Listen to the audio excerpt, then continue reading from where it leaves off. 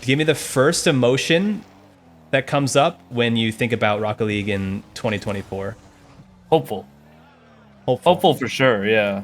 I think a lot of people tend to be like doom and gloom and stuff like that, but I really can't see them with a game as unique and as special as Rocket League, and now that like Rocket Racing is out there, I really can't see them doing anything that like would hurt the game. You know what I mean? I only see it getting better from here, basically.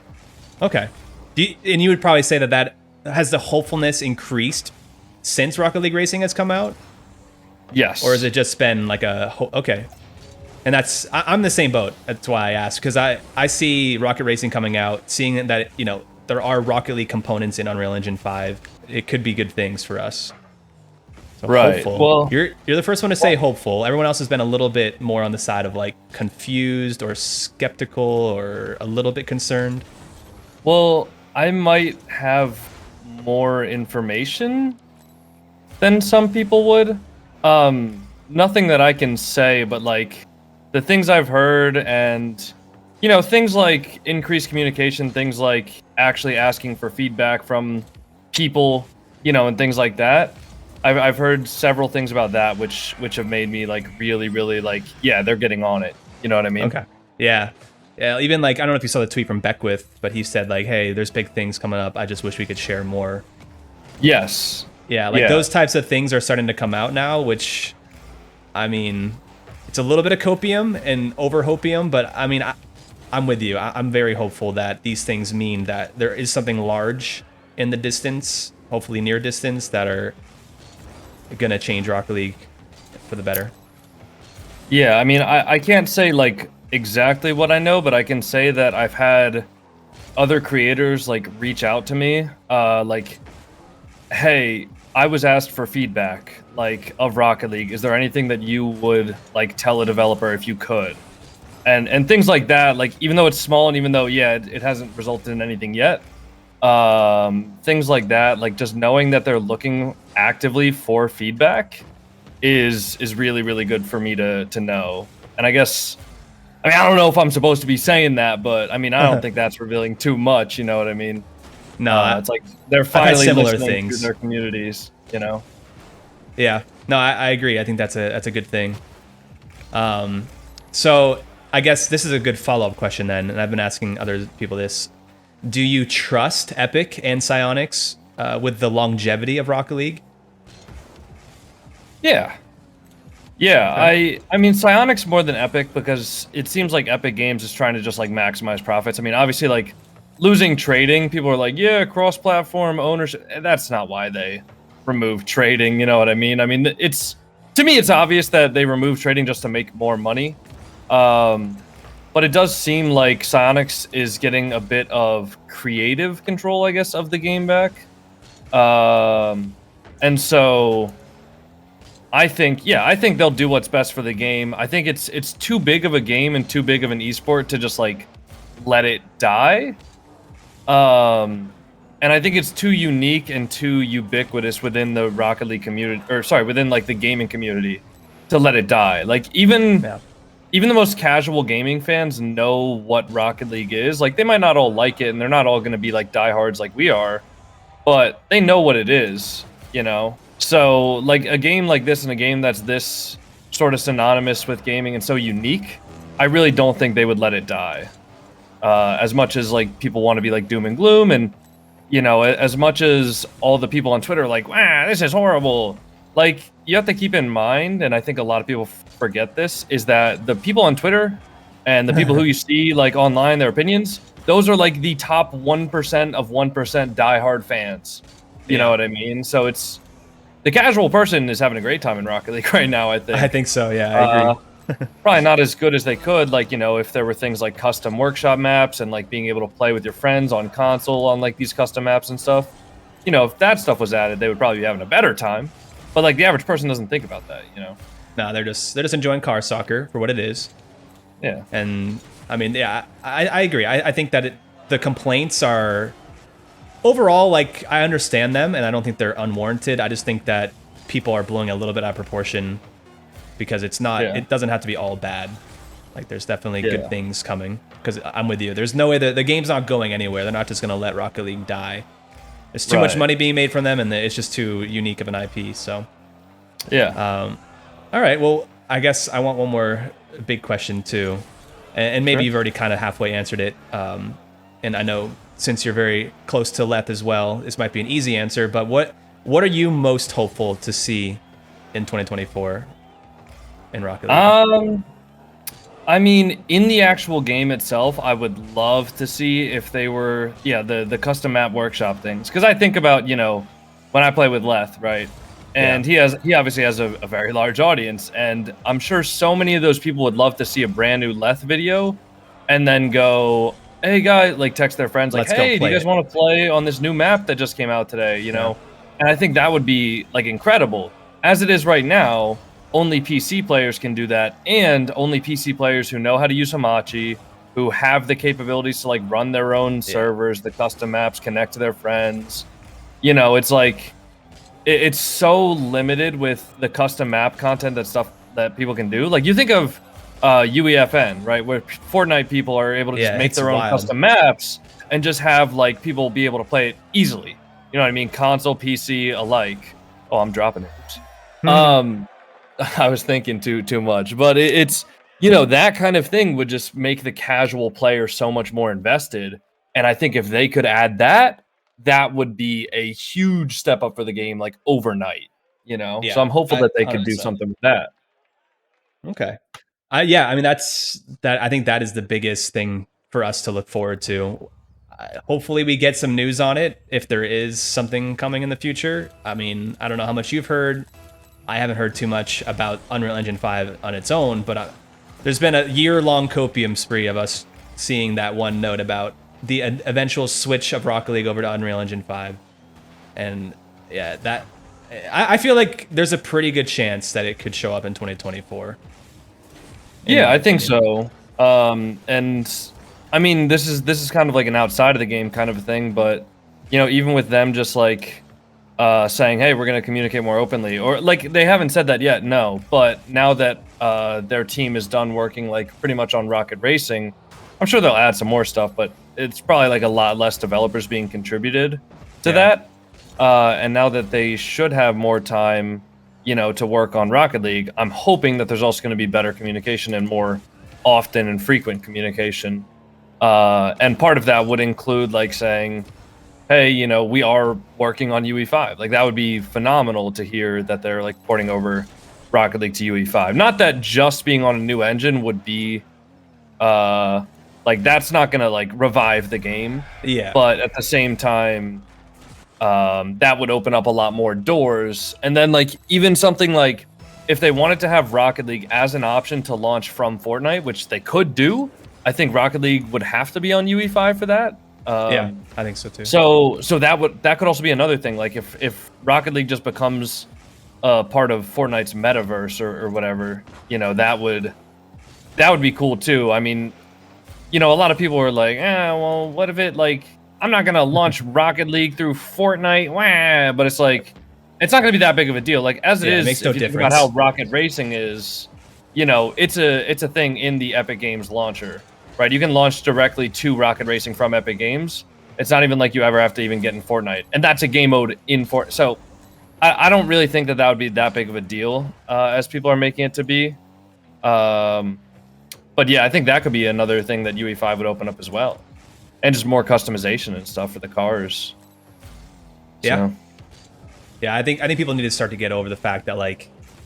I don't want my precious game to be touched by Fortnite. It's like, bro, it's owned by the company that owns Fortnite, which is the biggest game in the world. Like, for them to want things to be all in one hub is beneficial for them, but it's actually like a good thing for us too. Just, it would take a little bit of getting used to, but at the end of the day, like, it's not a big deal. it's really mostly a positive. Yeah, so, and I think people are just like, like you said, they're just like, Fortnite, But it's really not that big of a deal. So it would be beneficial. Yeah. Are you saying then that most people are overreacting and on the negative side of the news and lack of news? Yeah. Okay. Yeah. I mean, I think to be fair though, like people are justified to be upset or be like confused about the state of Rocket League. I don't think it's uncalled for. You know, they have not had the best communication recently. They've not had the most, you know, impactful updates to the game, or like, you know, something like the UI change. I mean, even this, like, they made it slower to navigate around the menu, you know? Like, I don't know why they would do that. I don't know how that ends up happening, but like, they made it slower to navigate. They made it so that, you know, when you go into the menu, if you spam X instead of going into free play, now you go into custom aerial training. It's like small things like that. It's like it's valid to be frustrated for them, or at them, but at the same time, I think a lot of people are so overwhelmed with the negative that they never look at the positives at all, which is obviously just not going to be helpful. That's not going to lead to having good feedback about the game. You know, if everybody's just always mad all the time, then Epic Games is going to be like, well, okay, well, I guess we'll just let them die then. You know what I mean? Yeah, and that's not exactly. good. That's not a good place for the community to be, I guess. No. Okay. I mean, that's pretty much. I mean, is there anything else like about the state of the game that you want to talk about? Because those are the bigger questions I had. I mean, I always have content on my mind, so I don't know. Do you have any thoughts about the state of Rocket League, like content, and anything that they could do to add more content to the game or easier content to the game? Are you meaning like actual like content for the content creators or creators? Yeah. I don't know. I think it really does fall in line with the same thing with Unreal Engine 5, you know, because the uniqueness of Rocket League is the ability to move the car in the way you can, and you know how no other game has matched that, and most likely won't. It's just, I feel like you need to have Rocket League in different places than just Rocket League, and with custom maps and all of that, you know, even just custom game modes that people can make within that could really change things up. So yeah, that's kind of endless content for me as far as I'm concerned. As far as actual in the game itself, like the base game of Rocket League, like I don't really know. I mean, you're more of a competitive, like top 100 kind of guy, so like I would assume you want the integrity of the game to remain the same in the ranked form. Yes. I don't know if you're down for like having like flips now. You can flip unlimited, or you can flip after 3 seconds instead of 1.5 seconds. You know, when I think those things about are interesting, but when I think about changes to the game, I don't think about like, holy shit. That was a little bit saucy, bro. Wait, I'm sorry. My bad, bro. It's clean. God. Okay. So when I think about like changes to be made to the game, I don't think about actual like physics changes or changing anything about the core gameplay. What I think about is simple things like top 100 rank. You know what I mean? A top 100 rank, or like a title reward for being X placed in the top 100. You know what I mean? Like finishing. Say they had like a title that you were given at the end of the season for like your peak placement on the top 100 leaderboards. Like that would be so easy. And not only that, but I don't know if you know the current state of ranked threes.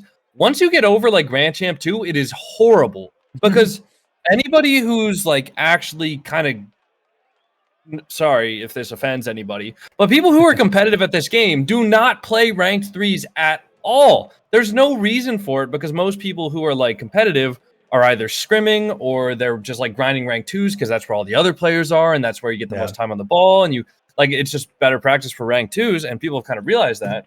And so nobody plays rank 3s anymore. And I think doing something like saying, hey, we'll give a title for peak placement, then the people who aren't good enough to place top 100 in 2s, or they're not good enough to place like top 10 in 2s, right? They would just be like, all right, let's play some 3s. Let's do that.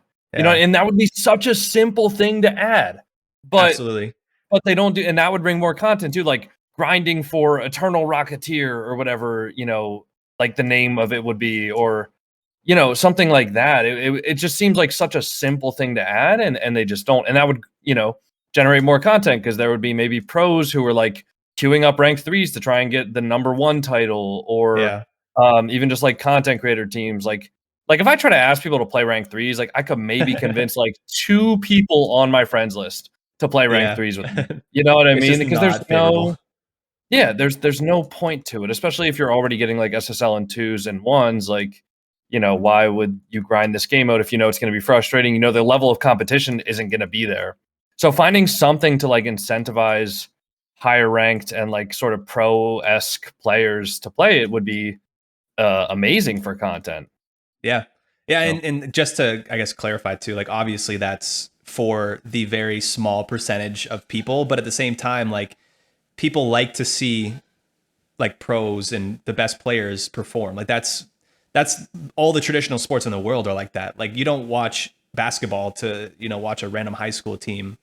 Like you're watching the best players in the world. Like it's content for everyone. It's not just, oh, these pros get their grind for a new title. Like, no, it's everyone gets involved. Like we all get to see these cool things. And you never like 3v3 is what Rocket League like pro RLCS is. Like it's kind of wild that there isn't there's no content outside of RLCS for 3v3 in Rocket League. Like tournaments came out, but like those are really not anything. Yeah, so, and I mean that's something that would affect like a much smaller percent of people, but at the same time, like if you get pro players that are like now incentivized to make content, like this is how I got Eternal Rocketeer, like as an example, or like, you know, imagine like those viral clips of like people playing like FNCS, you know what I mean? Because you can hear their comms and stuff like that, and it's like if pro players were able to kind of reach that same level of intensity, or even just like high level players or content creators or whatever, that would allow more people to have like, I mean, yeah, for the casual player, they're not going to be the ones reaching it, but they're also going to be consuming the content around it. And so if there's more people that it's easier to make content about, then, you know, that's a huge thing, especially because Rocket League's such like a skill-based game, I guess. Yeah. When it comes to making content, like, yeah, there's creators who are very successful outside of it, but I think all the biggest ones are like all either pro, near pro, or at least grand champ. Yeah. You know?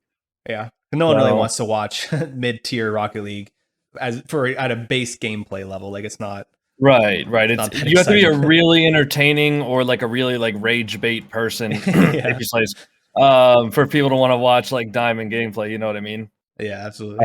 And there are people that do it absolutely. Like I don't want people to take this out of context. Like yes, there are people who are very, very entertaining who are not like grand champ or whatever, but at the same time, like all the biggest creators are all like rank based. So adding something that's like another level to that would kind of, it's just a small thing, you know? Yeah, and that's the thing. There are so many small things that could be added. So that's where if you're going to be frustrated, it's that I think people feel the potential of the game and the potential for different content, and we're not seeing that. So I think that's where people are like, well, what are we doing? Like, how is nothing being done? Right. So I understand that for sure. But yeah, that's sweet, bro. That was a lot of good stuff. Well, hello, Hammer. I guess I haven't even met you before. So you're, I assume, a long-standing coach in the RL scene, and looks like an assistant coach for the new squad over there. Yeah. So I started out coaching in Spook Luke's Discord, like as a community coach. Then I started coaching a college team, and then we beat a top 30 North American team in a weekly. And they were Champ 1, Champ 2, and GC 1. So that kind of got my name out there. And then I started working in the women's scene and the bubble scene. And then me and Nick started talking back in April. Okay, well that's cool. Then all right. So I mean, how long you've been playing Rocket League since like the beginning of the release of it, or off and on like the first 3 years, and then probably trying to think probably 2018, 2019 is when I really started focusing in on it a little bit. Okay. So I mean, it's a long time. I think there's a lot of people out there who are like, well, obviously there's a good mix, but free to play, and then you have the OGs, and you're an OG. Mm-hmm. I mean, 2010s before free to play. Yeah. Sweet. Just barely. Well, yeah. So all right. So I guess I'm talking to you. It sounds like your perspective mostly comes from like a coaching perspective, or is there like multiple perspectives you'd say you have? I would say definitely more on the coaching side. Definitely some on the content side as well. Okay. Well, this would be good. Yeah, because you're coaching. So who is on? I know AJ joined M80. Who else is there? Yoris and then Nas. Oh, that's so Nas is kind of the new up and comer. Yeah, Yeah. the one who just surprised everybody at Salt mines. The salt mine, that's right. Yeah, he's goated. These ones players are always so good. Crazy. Yeah. Well, I'll ask you the question I've been asking everyone to start out. What emotion comes to mind when you think about Rocket League in 2024? Definitely tension. Tension, okay. All right, why tension? I feel like there's a lot of things that they've tried to do, or like they've had good intentions with, that just weren't executed well. And that's where like a lot of the community is like, they're looking purely at what the results were, not necessarily what they were trying to do. Okay. And you're talking about like Epic and what they've done? Yeah. Okay. Or even Psyonix too, like from the beginning, like if you think about Psyonix as a company, they were a physics vehicle, basically subcontractor. Yeah, pretty much. So like they didn't have like a degree or anything in like how to deal with 100 million player base. Yeah. And so there's a lot of things that I think they had really good intentions with that just weren't necessarily executed well, just because they don't have anybody that has experience in dealing with that. Yeah. So when they had Epic, I guess there were problems then, here and there, but then Epic kind of took over and made them feel a little bit better, but I guess they also, bullied them a little bit as far as what their policies might have looked like versus Epic's. Maybe that's not the right term, they've worked. Yeah, I mean they've been working with Epic for years before even Rocket League came out. So like there was already like a relationship there. Okay, that makes sense. All right, well I guess so tension. I like that. I feel like that is definitely, I would say, more of like a negative emotion. Like, are you feeling more negative towards the 2024 year, or is it more positive? I'm definitely more hopeful. Like, I think it could go either way right now. So, like, when they said that tweet about, like, we're trying to do RLCS and core gameplay, just knowing about some of the potential stuff happening with RLCS, like, that gives me hope for, like, the core gameplay. Okay. And then also, like, if you look at this update, like, it's basic, but it's basic stuff the community has been asking for years. Like, we've wanted Rocket Labs to be in, like, a normal game mode that's able to be queued by players for, like, how many seasons now? And it's like, they did it. We wanted Knockout back, and we got it back, Yeah. So, that's like... true. They're listening. They're definitely listening, more than we give them credit for. Yeah, I think there's definitely not a lot of credit given right now, I think, to what they've done. Yeah. I think the big thing is just like the communication style of like a big corporate versus like indie. And so it's kind of like we've grown up with this indie developer. And so like us long-standing people of the community, we're so used to like a much more casual environment. Yeah. And then now that Epic's involved, they have big projects they might have to wait on for sponsorships or just these huge like NDAs. Yeah, I can understand that. Yeah, I guess we were definitely treated pretty well with the indie company vibe for a while there. The $2 DLCs. All that. Okay. So I guess that's a good question then. I've been asking this as well, or a good lead-in for this question. Do you have trust in Psyonix/Epic for the longevity of Rocket League? I do, just thinking about it more from like the macro scale. You don't invest in a company that has one title to not make money from it. And if you look at like where Rocket League is now versus where it was back in the day, it's grown substantially, and then also like the ROI like per user, like the cost per acquisition versus like the amount of money each user nets, Epic and Psyonix, like that's increased substantially on both scales. Yeah, that's true. I guess like from a coaching perspective too then, and with RLCS, like, do you have like initial concerns with the season being delayed a little bit, or like are you, with the players and other coaches, are you guys feeling like better about the fact that the season's going to be like kind of contained into a whole year? Are you like apprehensive right now about the changes? Are you scared that you haven't heard much about what's coming up, or like how are your feelings on that? Again, think about it. How long has RLCS been asking for an off season to finally happen? Yeah, it is something we asked for. That's definitely true.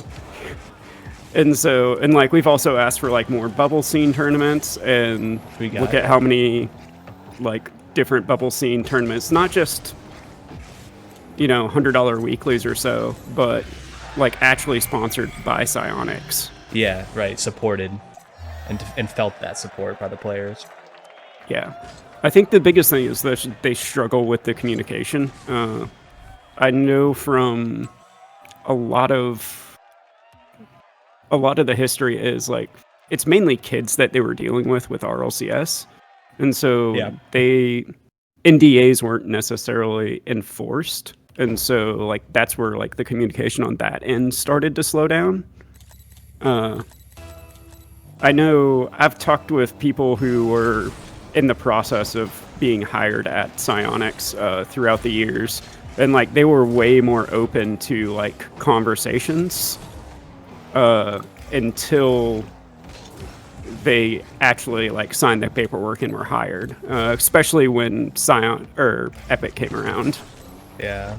And so it's not that the devs don't care, it's just there's a corporate policy, and whether we like that corporate policy or not for like the communication end of it, like there's reasons they can't, because it may not be Epic doesn't want to talk about it. It may be, hey, we're doing a deal with Michael Jordan and like the Air with Nike, like we can't let that stuff be known because they want this specific timeline. Like there's way more interest at play now than just Psyonix and the player base. Yeah, absolutely. Yeah, I mean, Epic has worked with some of the biggest entities in the gaming world and in just the world. The world really. In general. Yeah, I mean, we've had NFL, we've had like all these. There's a lot of singers, especially with their Fortnite stuff. There's a lot of these A-list celebrities they've worked with, who have their own set of people that they have to go through. So yeah,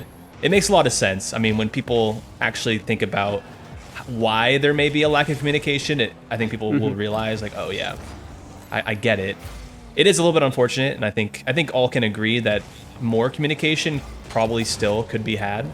I made a whole video about it. And of course, that's definitely more from the lens that like it was an indie company, so things had to have been different. But I like that. I mean, I think it sounds more like you are on the understanding of why the changes have been made, and you're also optimistic about these changes and just Epic in general, I guess, being able to take care of a very valuable asset to them, and just, you know, a wonderful game that we like as a community. Yeah, that's I think the other thing too is like we shouldn't want the community to stay small. So they've got to do things that maybe don't appeal to us, but would appeal to a larger audience. Like it's kind of like the thing that I come mainly from like the music industry background. Nice. And so it's kind of like, I think of like an artist like being told like, oh, you're a sellout for changing your sound. It's like, I'm pretty sure we can all think of a favorite band of ours that were like, their early album was their Mumford favorite. And then for me, dang. Yeah. So like, we all have that kind of, this was our special thing. Yeah. And then now that it's popular, there's a certain level of, we still want that nostalgia aspect of it, but to keep growing and growth is stability. So we need that change. Yeah, very true. Yeah, we can't. Rocket League wouldn't have been a thing without the changes made throughout the years. Yeah. And I mean, Epic is just a big change. But yeah, I think it's a good thing. You know, we got a lot of opportunity now, and the growth potential is very massive. And I think that's where people are also feeling a little bit, I guess, upset, because we know how big Fortnite is and what they're capable of, and we're like, well, why can't we just do this for Rocket League now? So I mean, it's kind of like a bittersweet thing. You know, you've got this huge company that is so capable of making this game amazing for the foreseeable future, but then you also aren't seeing it happen in a timely manner, at least according to everyone in the community. That's a little bit of disparity between those two concepts there. I'm also wondering how many community members have any experience developing a game, and I'm guessing it's probably let alone none. one of this scale. For the ones that you're seeing outspoken. And I mean, yeah, that's a very great point, actually. I mean, the actual logistics behind it is completely unknown to the people who are so angered. Yeah. Dominus main for a reason. Yeah. All right, it makes sense. I definitely see where you're coming from. I guess I have another question, and you can answer this however you want, obviously. What are you, if there was an ideal world where everything you wanted came true for this game, what would you like to see come out in Rocket League? It doesn't have to be a specific update, but just something in Rocket League or done to Rocket League in 2024. I would definitely like a better MMR system and tutorial system, because if you think about it, you know, like the tutorial in and of itself just teaches you to drive forward, power slide, and the basic concept of an aerial. But this is a team game that's heavily influenced by what your teammates do. And so if your teammates always going for a pass or something like that, and the passing lane's not open, there's no concept of, oh, they just didn't pass it to me. How many times have you seen a teammate get 2 feet in front of the net while you're being challenged by 2 opponents in the backboard, and then they spam great pass at you? Yeah. Because you didn't dime them up on the 2 pixels that they gave you. Yeah. Exactly. Okay. And then you combine that with the changes they made to try and stop smurfing that kind of backfired and just ended up boosting everybody. It just kind of created an environment where it discouraged that teamwork even more, because there's no reason to trust your teammate, because you don't know if they got gold because they got lucky on half their placement matches, or if they actually grinded up to get there. Yeah. And then you exasperate that across Diamond. I don't know if you've seen any of Jamaican Coconut's ranked duel. Yeah, I've watched. Yeah. Yeah, it's always Diamond. Yeah, it's just that shows just how inconsistent the ranks are, not only from a knowledge base but from a skill base. And so when you're creating that much chaos by having that large of a section of the skill and knowledge bell curve in there, it's just going to create environment for toxicity, because you've got players that have never seen one catch a ball and dribble it, and so they think that their teammate whiffed or that they're bad because, oh, they couldn't hit the ball hard there. I could hit the ball hard there, so let me drive up and hit the ball hard there. There's a misunderstanding on what higher level quality gameplay looks like, and what you're exposed to early on, especially through the actual systems that could be in place to help get the player ready for that. Yeah, I definitely agree. And I guess it makes so much sense that you mentioned that too, because if Epic's goal is to bring Rocket League into the Fortnite world to some level, whether that's through their own hub that they're starting to create with the metaverse, or whatever plans they might have for us in Unreal Engine 5, whatever, it would make sense for them to have something in place where players are getting a very extensive look at what the game really looks like at a 3v3 professional, not professional, but higher level, just understanding the core concepts of the game that have been in the game now for many years that really aren't changing at least the core level. I think that would be super wise of them to do something like that. And I would think that'd be a huge addition for the next year. Yeah, like if you look at the way any single player game is designed, it's like, okay, cool. You can now walk around your character and then you unlock this ability. It's like, okay, now you can it's very cast slow. this spell. And so it's just like, okay, so like maybe have a tutorial for bronze where it's just like, okay, like here's how you drive and like hit the ball. Use your okay, and like jump. Yeah. And then in silver, it's just like, okay, you went up to silver. Okay, now we're gonna teach you like the basics of aerialing, so that way when the ball goes 2 feet above you, like it's not just an instant goal. And then like progressively bring that up with not only the mechanics but like the team play. And just like, I mean, it makes so much sense. I mean, I can think of countless games that have that system in place.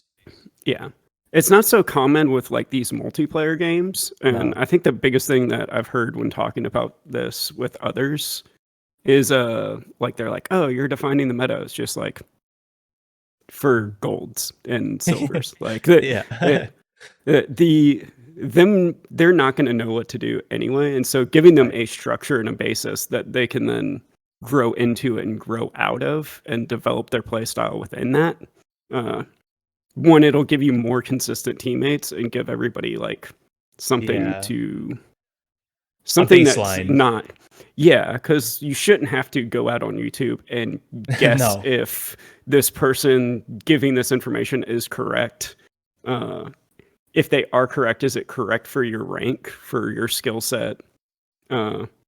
So just having some sort of streamlined process that's good enough for at least like 80% of the people to get an idea of what's going on.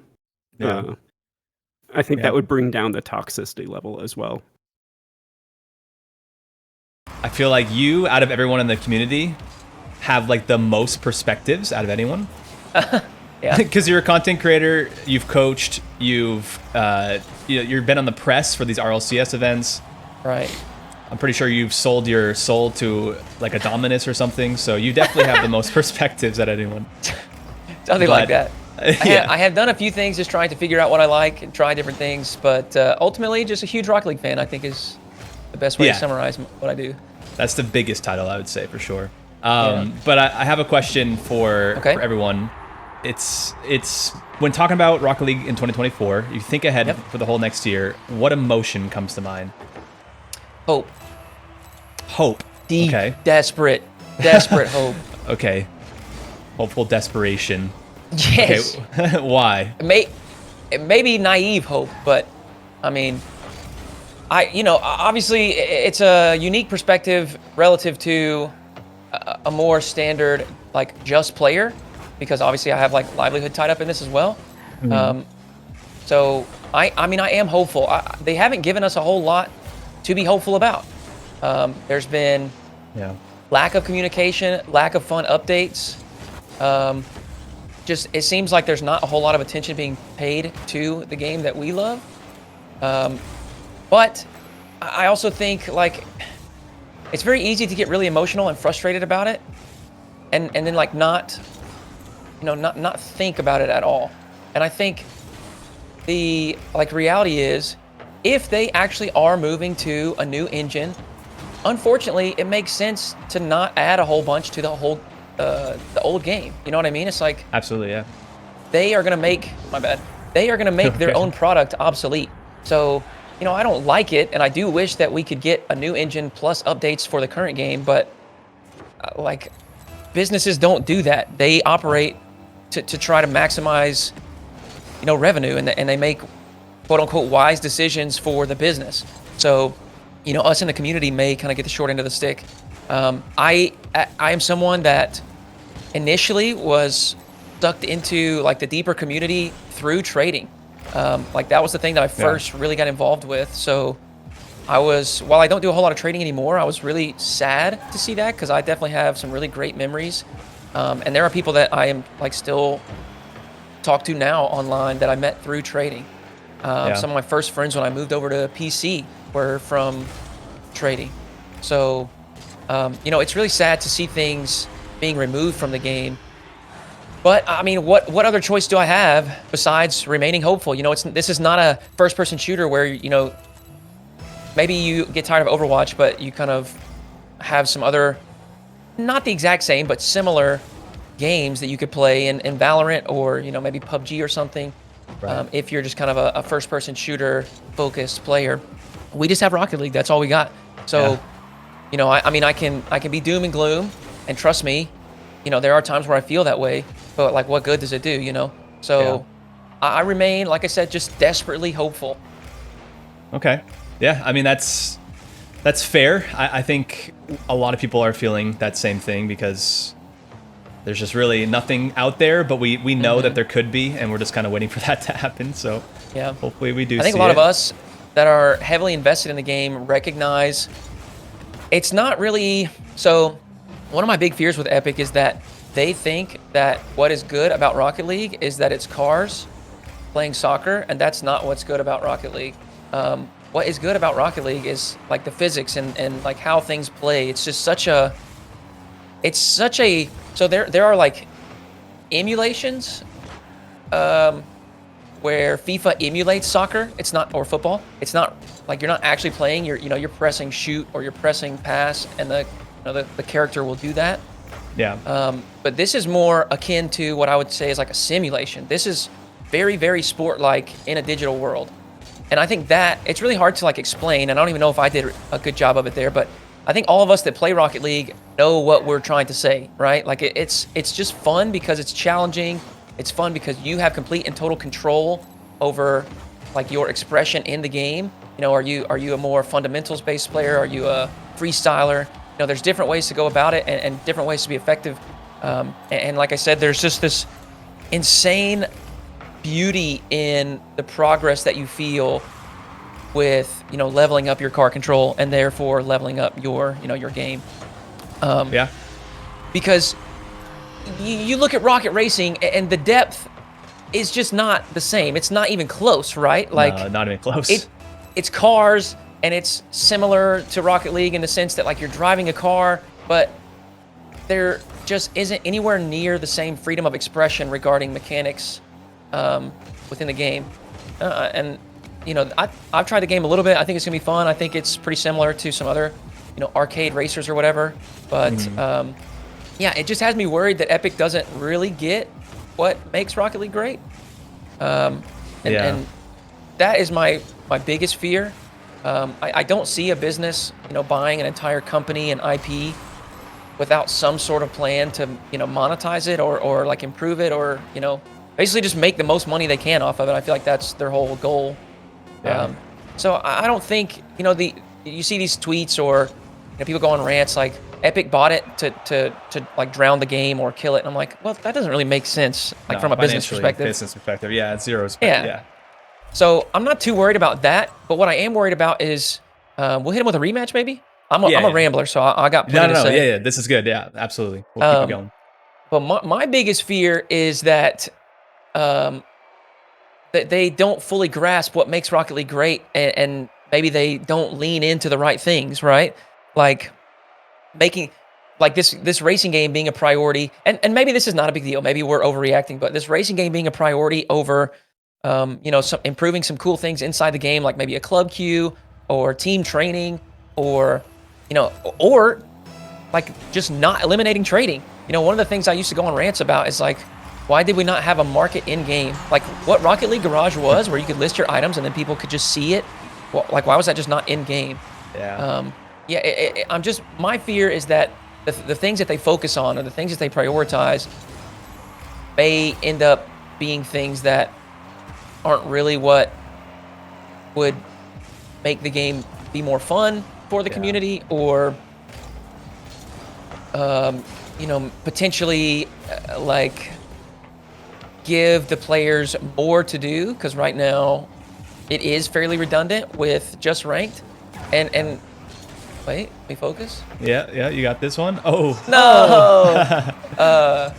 But yeah, I mean, I think a lot of us have come up with, you know, fantastic suggestions and ideas, whether it's on Reddit or Twitter or wherever. you know, the creative mode has just been regurgitated a bajillion times at this point. But it would be sick. I mean, it would be so cool, right? Like if you had little building blocks, whether it's ramps or rings or, you know, map pieces or whatever, and you could create. I mean, like think about like the TV show American Ninja Warrior, I think is what it's called. Yeah, that's it. Love that show, dude. Like just fun speedrun courses where it challenges your mechanical ability, your mechanical prowess. It's not going to feel like practice, but that's what it will be. Yeah, and so I think those are the kinds of things. Even stuff like Knockout, you know, it's not the exact same game mode as soccer, but it's still got the Rocket League feel. Those are the kinds of things that I would love to see more of, and I think if you give the community those tools, I mean, in my opinion, it's just inevitable. Like the community will create really cool stuff. Yeah, absolutely. Yeah, I 100% agree. You've kind of answered a secondary question I have, which is, do you trust Epic / Psyonix with the longevity of Rocket League? And I mean, you kind of already answered half of that. Like, yeah, in my opinion, the strongest thing so far you said is, you know, Epic doesn't understand that Rocket League is not like about the cars. Right. You know, it's about the movement, it's about the feel of the game, it's about the competition of it all, and how you have that freedom within the car. It's not just the car itself, which, you know, since they've taken over, they've added a lot of cool cars, but that's not what makes this game special. You know, it could have been really anything. I mean, it's great that it is cars because it's easy to understand. You're crazy. But yeah, I mean, I guess do you have any more further comments on your trust with the company, you know, making sure that Rocket League is around for a while? Yeah. So here's what I think about Rocket League and its longevity. I think we could freeze the game right where it is. I actually think we could go further and say that Epic does things that we actively don't like, a la trading, you know, being killed. They could do those things, and Rocket League is still such a fundamental, just incredible feeling, such a fun thing. Dude, and everybody that plays Rocket League can understand, it's fun to grab the controller and drive around free play and hit the ball. You don't even have to play a game. It's literally fun to just... There was back when I used to do individual coaching, there was a guy that was out without internet for like a 6-month period, and bro had like 2,000 hours in free play. It's just a fun, it's a fun thing to do. It's a fun thing to like level up your, you know, your ability, what you're capable of. Yeah. It feels nice. The thing is, your car is just like a human body, and it's really fun when you practice basketball and you get better at shooting 3-pointers. It's like the exact same thing. I know it's a controller, and I know that we're not like real athletes. I get that, but it's a similar feeling. So, I think Epic could do a terrible job. I think we could have atrocious updates, but as long as the servers exist, and as long as the game is not like sincerely actually shelved, I think that people will continue to play it, and I think I will continue to play it. Yeah. What I'll say about, you know, Epic making, you know, a positive impact on the game, or the game improving, you know, us getting some of the things that we've been requesting for years at this point. I'm going to remain naively optimistic, you know, again, desperately hopeful. Yeah. Up to this point, they have given us plenty of reason to think that they won't, but there could be legitimate reasons. Could be big things in store. Yeah, or it could be a pretty poor communication policy where they don't want to say anything until it's totally finalized, so we're all just left in the dark and you know, doom and gloom. And maybe they actually have some stuff cooking. I mean, look, hey, pure copium. Let me get a big hit. But yeah, it could be true. It really could be. Absolutely. And you know, if that's the case, then I think Rocket League has a great future. And then, like I said earlier, even if it's not the case, frankly, I just don't think Rocket League's going anywhere. Like, it's just such a fundamental, it's such a great game just at the fundamental base level of like, grab the controller, drive / fly the car around. It's just fun. It's different. It's a different. It's no different, game. No game has even come close to comparing to it, and probably won't for a very long time, until like virtual reality literally makes it so you can move your limbs around and like feel it in game. Right. So we're a little bit out of the way for that, but. Yeah, I'm on the same exact boat as you. I feel like there isn't much that has to be done to the game for it to continue living. It's just, you know, we would love to continue to see progress and custom maps and everything that you know that people have talked about for years. That just beating a dead horse. So I like it. They sent that recent tweet out which a lot of people were flustered by, which I understand. I am just a person that tries to focus on the positive aspects. Yeah. And it actually comes from a selfish place. I just feel worse as I navigate through life if I focus on like sad stuff. Yeah. So instead of being sad about Rocket League potentially, going down the drain or however you want to phrase it, I'm just going to choose to be, like I said, maybe ignorant, maybe naive, whatever. But I replied to that tweet and I said, hopeful that we have some exciting news on the way. We all just want to see this game thrive because we love it. And I think that is, what we need to focus on. There are a lot of people being negative and there are a lot of like valid frustrations and stuff, but it comes from a place of passion. Everybody just really, really cares about this thing. It's really, really fun. And we have a lot of, faith in its potential. This thing it's built to be an esport. There's no killing, there's no blood. It's accessible in every facet. Every single high school, collegiate, middle school, as it continues to trickle downward, every single program is going to have Rocket League. Why would they not? It's just soccer, football, but with cars. So it's a perfect fit for like youth esports. And you think about it from a consumer standpoint. My grandma could understand orange team this way, blue team this way, ball in the goal. Like that is not a foreign concept, right? We don't need to understand the intricacies of car control and high-level advanced mechanics. You just need to see ball in the goal. Yep. So it's highly accessible from a consumer viewer standpoint. It's easy to understand with a seemingly never-ending skill ceiling. I swear, pros just continue to level up. Like it's unbelievable what they're capable of now. But we have a lot of hope for the future because I think a lot of us can recognize the potential of the game, and we're just hopeful that the people in charge also recognize that potential and don't let it go to waste.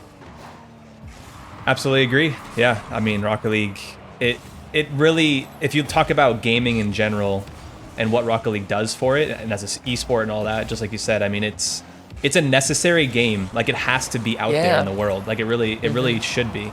It would be a disservice at this point for it to disappear. So I'm with you. I'm also very desperately hopeful. I think that it's something's coming. I don't even know if it's gonna be big or large or small and tiny, but it's something. So we can look forward to that, I believe. But I hope so, man. I hope so. We need some good news, man. Right? The poor community has been down in the dumps forever. Yeah, too long. Too long. And I think the most recent complaints are more fueled by the fact that Fortnite's been receiving heavy communication and updates. So yeah, dude. Absolutely. I'm super envious. I mean, the fact that they're like responding in real time about the movement updates, and then they come back with like a second update about the community feedback is like, it's incredible. That is. I'm glad you brought that up though, because that is something that, I mean, when is the last time that Rocket League has straight up like genuinely addressed us? I mean, we've seen as people and hundreds of shop promo tweets, and those are necessary. I'm not saying those are, I'm not angry about that.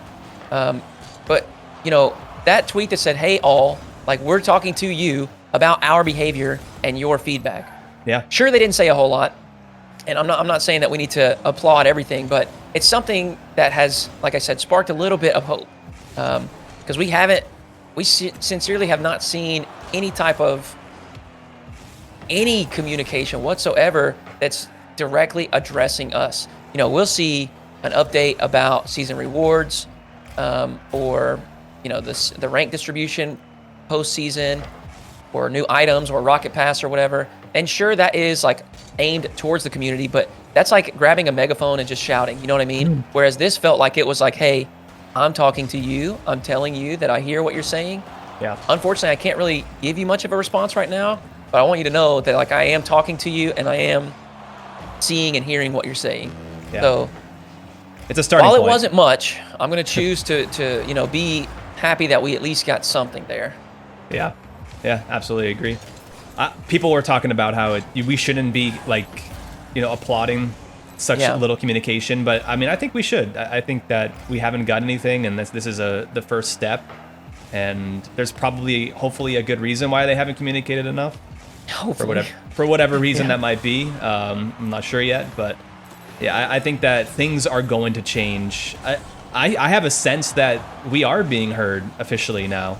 You know, I think that it feels like they are kind of understanding now that, you know, we need some sort of communication, and I think we're going to start seeing a lot more of it. I'm not sure at what level and if it's going to be full-on updates on what's coming up next, but it should be something. And I hope so. I hope so. There's also kind of, and I think it's tough because that lack of communication. There's so much speculation about how things have gone or what's actually happening or whatever else, right? But it feels like there's a lot of people assuming that a significant portion of the Rocket League development team has been busy with rocket racing stuff, which I think does add up. Like, that makes sense. So if that is the case, hopefully some of them, you know, after release here, will be able to, you know, dedicate a little bit more time towards our game. Yeah. That was my immediate thought too. You know, this huge project is now finished, and you know they can kind of refocus on what they were working on forever, which is Rocket League, the Psionics team, and whoever's left on Epic to front that progress. But yeah, I agree. I think that we're about to see hopefully a lot more focus on this game, because Rocket Racing is out, it's created, it's there. There's nothing else to really work on a grand scale. It's just these small updates, which they've already claimed they're going to be doing, and it's sticking around for the long haul. So yeah, I'm hopeful too. I guess I have kind of like a final question, and this is like, you can maximize Copium however much. Yeah. What is one thing you want to see implemented into Rocket League in 2024? Like, most ideal situation. Sure. I think, and this is the most obvious, but I think my ideal would be a creative mode. Something where you look around at other games and some of these that have been really, really popular. It's just this concept of user-generated content where the game creates tools for the people that play the game to create things, right? Yep. Like in Rocket League, for there to be something new to do, the developers have to create it. Outside of custom training packs, which also need some love, but neither here nor there. If the player base also had tools to generate new things to do, new game modes, new ideas, whatever, I think that would be incredible. Man, here's the reality. There would be people that actually don't even like to play online. They just want to make maps. They just want to speed run maps, right? They just want to make the most challenging obstacle course they can, or whatever. Like, that would, just like trading was its own little community, that would be a community as well. Yep. You see it in Minecraft. You got these like actual architectural engineers coming in to build blocks to recreate these things at scale. They don't care about the game. It just happens to be a place where they can show off their creativity and get a passion. Absolutely. Out. So yeah, same things could happen for sure. That would be my ideal, but I don't know about that being realistic or not. I think something that is more realistic would be like a club queue. And I don't, I think there's a lot more that goes into queues, and the whole removal of drop shot and making that in Snow Day kind of a rotating carousel of which mode is going to be active each season. There's probably a lot more that goes into that than we understand from a community's perspective, as far as like active player base in those modes. You know what I mean? Yeah. And so I'm not happy about it, but at the same time, I'm not going to get like super frustrated and vent and whatever else, because ultimately, I feel like there has to be a reason for them to make that decision. And so that is kind of relevant with Club Queue as well. My point is, maybe they don't want to make too many different queues and spread the player base too thin. I don't know enough about this kind of stuff, but I think a Club Queue is something that is like more realistic as a possibility.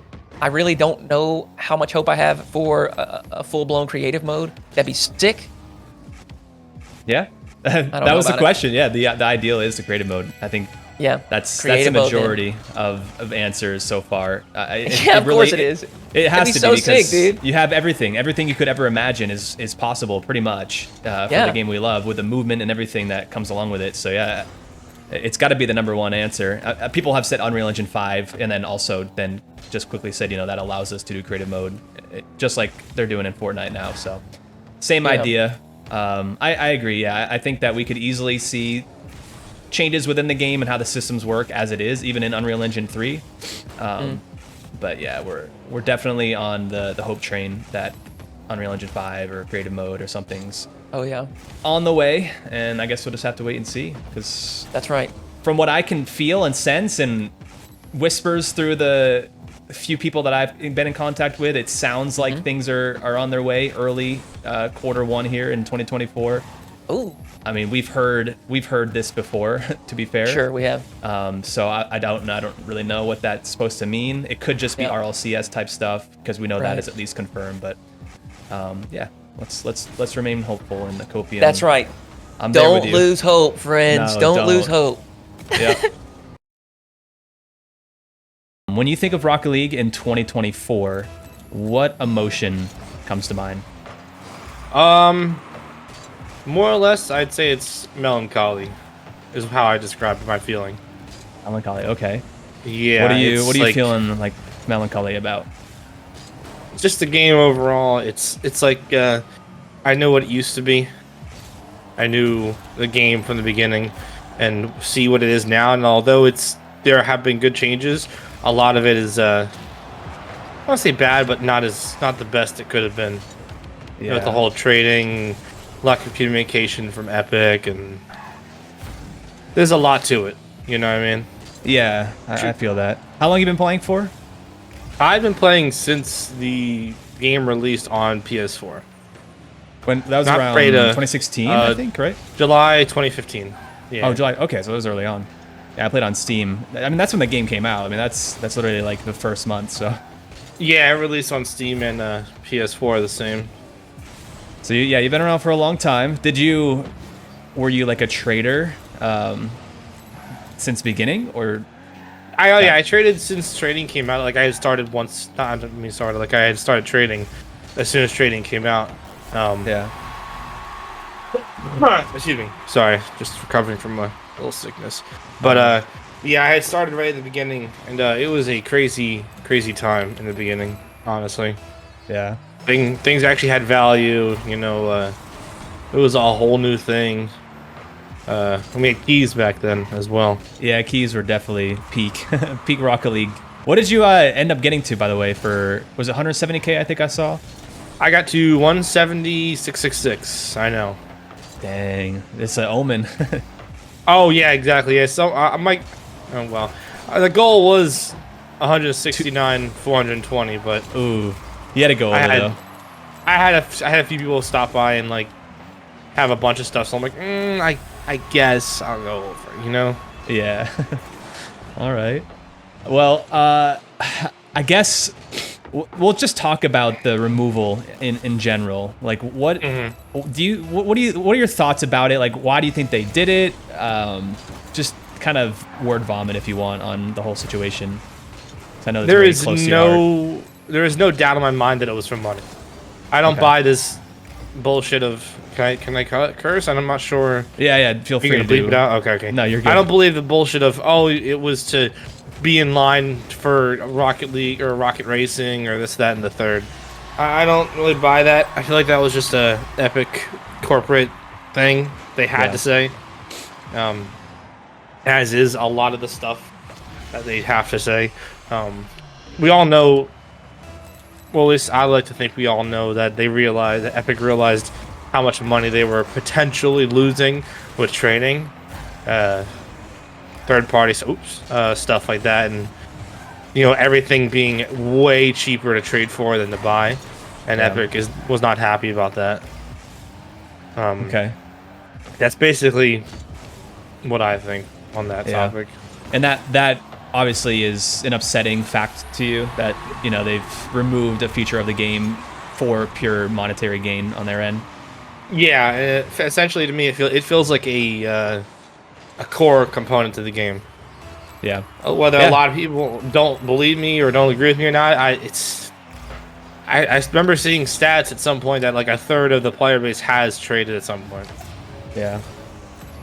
Yeah, I mean it's definitely one of those things where people possibly started playing because of trades, or at least started to like fall in love with it because of some sort of cosmetic, or a buddy that gave them something. So I could totally see where that would be Like, it is an important part of the game. There's no question to that. I think anyone who says it isn't, they're just someone who hasn't traded. And even myself, I haven't traded much, but I think it's kind of dumb to assume that it's not a big part of the game. Yeah, it sounds like they're coping, basically. Yeah. Do you have trust in Epic / Psyonix for the longevity of Rocket League? Epic, no. Psyonix, a little bit. Yeah. I mean, there's not much left of Psyonix. Yeah. Like, of the actual physical team at this point. You know, we all know a lot of people got laid off, and based on how slow all the updates come out, and, you know, we didn't even get to see Season 12 rewards until, what was it, 2 days before? A day before? Yeah, I think it was 1 day before they got reset. Oh. That was close. Yeah. There's really not... I don't feel like there's any trust there for any of us, you know, really. For anyone, really. It just feels like it's an entirely different team, entirely different mindset at this point. Yeah. Whether it be Psyonix's fault or not, it's there, it's undeniable. You know? Yeah, I feel that. Okay. Well, I guess following that, then, you know, we don't have the full trust, but let's just say hypothetically, you know, everything that can happen will happen, and we've got an ideal world. What would you like to see come out in Rocket League in 2024? Just forget about all the news or the bad news that has happened. What would you like to see? And is it like any multiple things, or is it just like one, like the most? Either way. See the most. Like, okay. Yeah. Let's see. Because that's a good question. That's not something I have really had to think about, because normally people don't ask my opinion. Not used to that. Well, I think obviously the first one would be to bring back trading. Not as it was though. Yeah. Trading and the garage and inventory need an overhaul. And I'm not just saying that because my wild amount of items negatively affects my game. I'm definitely not saying it just for that reason. I've seen there's been a laundry list of things people have suggested for inventory management, trading and whatnot. I'd like to see, if that were to happen, I would want there to be like some sort of communication between Epic, Psyonix, and the trading scene, because we've always been willing to work with them on things, you know, getting scammers banned, you know, improving the game, making trading easier, better, more safer, but there was never really any attempt there. And any attempt was an old like 2016 Psyonix, you know what I mean? Yeah. Like just started out, and they're like, oh, that's cool, you know, we could do this, that, and the third, but then after that, nothing ever came of it. Okay. So trading back. Yeah, of course. Of course, yeah, that makes sense. For the main game, I think they need to have like a more constant schedule and a more communication on GG, I guess. Yeah. What they're doing, like a roadmap, or just communication is really all I need. I'd like to see at the very least. We don't know anything at this point. Like, we didn't even know Frosty Fest was coming back until today. There was no heads up.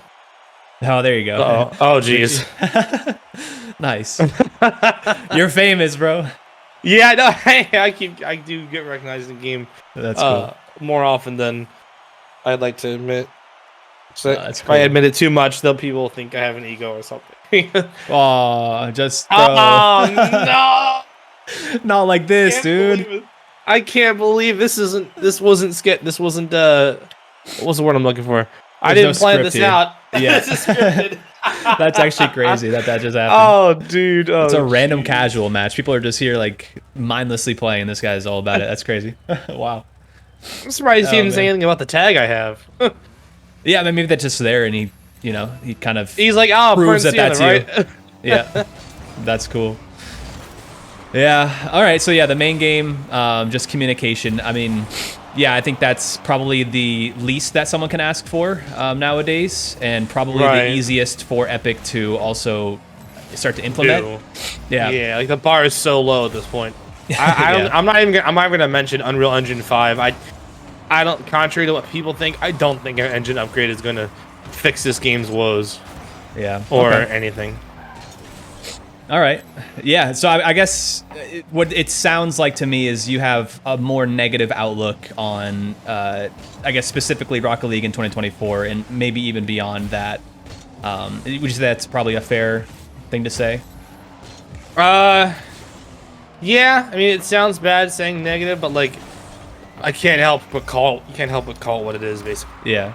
And it's not like you're 100% negative about everything. It's, you know, just overall, that's the feeling you have, especially with melancholy as the emotion. Yeah, I'm not sitting here saying this game sucks, you know, after developers. Yeah. It's just like, I know you can do better. Like, yeah, we've watched you do it for years. Yeah. You know, but so I do have an interesting question for you, because so far you're the first one who is primarily on the negative side, though, like I said, there is obviously, you know, people who are positive and negative about different facets of the game, but what would you say to the people who are overly positive about the future, kind of playing like a devil's advocate type role? Oh, okay, I see what you mean. Get a grip. Like, you got to realize this is a company, and at the end of the day, the company's goal is to make money. Whether you like it or not, this is not the Psyonix from 2015 or 2016. This is not some small indie company anymore. You know? There's barely anyone left from that company to begin with at this point. You know? It's just, it sucks. I get it. Like, but it feels like some people need a reality check at this point. Like, it's not all flowers, sunshines, and unicorns anymore.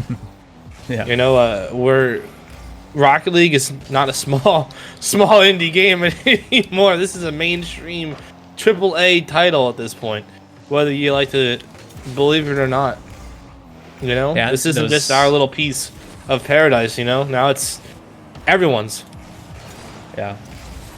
Yeah, I think with that comes a lot of the issues that we've been seeing, especially more recently. So, yeah, I get it. Get a grip. I mean, those things are definitely true. Like, it is a bigger game now, and whether we like it or not, the power that we have as a community to influence or to at least be heard is definitely silenced a little bit, because there are bigger things at hand, with, maybe it's the wrong word, maybe it's the right word, you know, the greed of the corporations involved who need to make money on the game. Yeah. It can be a good thing and a bad thing. For the game to continuously get support and updates, it does need to have cash flow. But at the same time, you know, what are you sacrificing for that? So, yeah, I know it's a it does sound thing. kind of harsh, but it needs to be said, you know? Yeah, because I think that it's equally possible that, you know, the game gets taken in the direction that it doesn't need to go, or that could be harmful to it, in speaking in terms of like long term. So yeah, that's I hear you, man. I definitely hear you.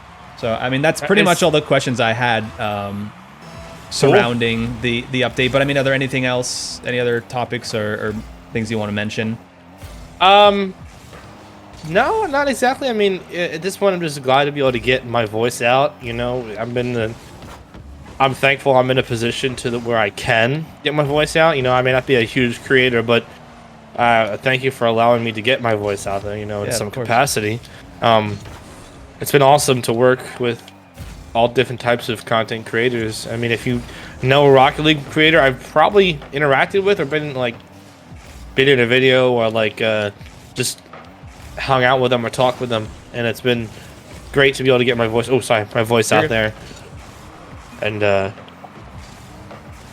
finally crossing you off the list at this point. Yeah, I feel like we haven't. I've definitely seen you around and you know, seen you appear in other videos. For whatever reason, I just didn't reach out, for not on purpose. It's just I guess I didn't even see you at the right moment or whatever. You know, sometimes. Yeah, a lot of it is just right moment, timing. Right place, right time. Yeah. That's exactly how it is. Yeah, but I feel like, you know, what your collection and the whole trading world, like, a lot of people and obviously us creators think it's super cool and unique and another part of the cool community that Rocket League has, and that's why I think people are interested including you on these little videos. And I mean, this time around, it just happens that I want to hear what you have to say, because you're one of the most unique people in the community doing what you've done throughout the years. So that's why I was excited to get you on. You know, it really does mean the world to me. It's just like, kind of feels like it's 7 years, because trading was 2016. It feels like 7 years in one way or another down the drain now that trading is gone, but also all the opportunities I've been given because of it, you know, feels like it was worth it. Like, yeah, especially I know I brought it up. I know I brought it up earlier, but like the Discord Legend title I just got, it's only because I've done so much over the past 7 years. You know, obviously, not everyone's gonna get that, and not everyone's gonna be privileged enough to have earned it, or not privileged enough, but you get what I'm saying. Yeah, I know. I'm still waking up, so I'm still pretty tired. I'm lucky I'm able to formulate sentences today, and I'm not slurring too bad. I have a question that I've been asking everyone in the beginning. What is your first emotion that comes up when you think about Rocket League in 2024? Skepticism and excitement, like both at the same time. I know that's two answers, and so I'm not trying to be like a scapegoat, but like I'm just intrigued. I guess that's the better one. Like, I'm very intrigued to see if we get the answers that everybody's looking for. You know? Yeah, no, absolutely. No, that's a perfect answer. So I think intrigued is the better, like, one word. Whoop. Intrigued. And that also is kind of like in a feeling more of like you're not too negative about it, or I'm not too negative, because it's one of those things where, like, obviously I'm disappointed with a lot of the results that we've had so far. Like, yes, obviously, like, I'm disappointed that yesterday they put a fire god in the item shop that is a car exclusive for a Dom, which means in the future they're going to be doing that for every car. You know what I mean? Like, I'm disappointed that trading's gone. Even if I'm not the biggest trader, I just think that it was disappointing coming after a very big lack of communication. Like, you can completely understand why a decision was made, which I do. I completely understand why we're removing trading. Like, I don't have complaints about it in the same sense that a lot of people do. My complaint was that there was a lack of communication beforehand that seemed as a teetotal disregard for the community, you know? Yeah, absolutely. And so, like, I don't have like the lack of hope that a lot of people have. Like, I don't know if you saw, but the statement was released, hey, rocket racing is a permanent part of the Fortnite universe now. Like, they said, Lego Fortnite, Rocket Racing, and Fortnite Festival are permanent. They're not going anywhere. They're not going to be rotating modes. They're permanent alongside Battle Royale. So, like, there's clearly interest there that Epic, which is obvious, but that Epic wants to be involved in the Rocket League universe for forever. And I do think that supplements Rocket League really well. I do think that it puts eyes on Rocket League extremely well. For a different audience, you know what I mean, that might not have had a reason to play the racing soccer game when they're only interested in battle royales. And so when they're like, oh, hey, this crosses over with Rocket League and I can now use these items in a different game, maybe I'll check out that game. And so I do think we're going to have exciting things coming. I just want 2024 to be a year of bigger communication with it. It doesn't mean I'm ridiculously overexcited about it, but I also don't think that there's just such, I don't know, man. There's just such different opinions on it, of where people are like, well, this is either going to completely save Rocket League, you know what I mean, with all these viewers, or it's going to completely kill Rocket League. And I don't think it's either one of those things. Rocket League is still very much its own game, and putting it in a battle royale game, even if it's the most popular one in the world, isn't going to save it. Epic could put half their money completely into going, hey guys, go play this game, and the people who play battle royales aren't going to go want to play car soccer. True. Yeah, absolutely. I'm the same way. I think there are people, but right now, because it is so unsure, I think just human nature is to go straight to the extremes of what could happen. So like we're all like, oh, Rocket League's dead in like a month, and then there's other people going, oh no, this is the best time for Rocket League. We have a lot of big things coming up. So I agree. I think that, you know, it's probably going to be more in the middle. Like it's good and bad that it's in Fortnite, or that Fortnite's doing these things and Epic is starting to change things up. So we'll see what they do. But I agree. I feel like we should be excited in a way. Yeah, I think it's like the concept of like, hey, if I'm included, if you're, say, right now, you and I are talking about this. We're playing Rocket League.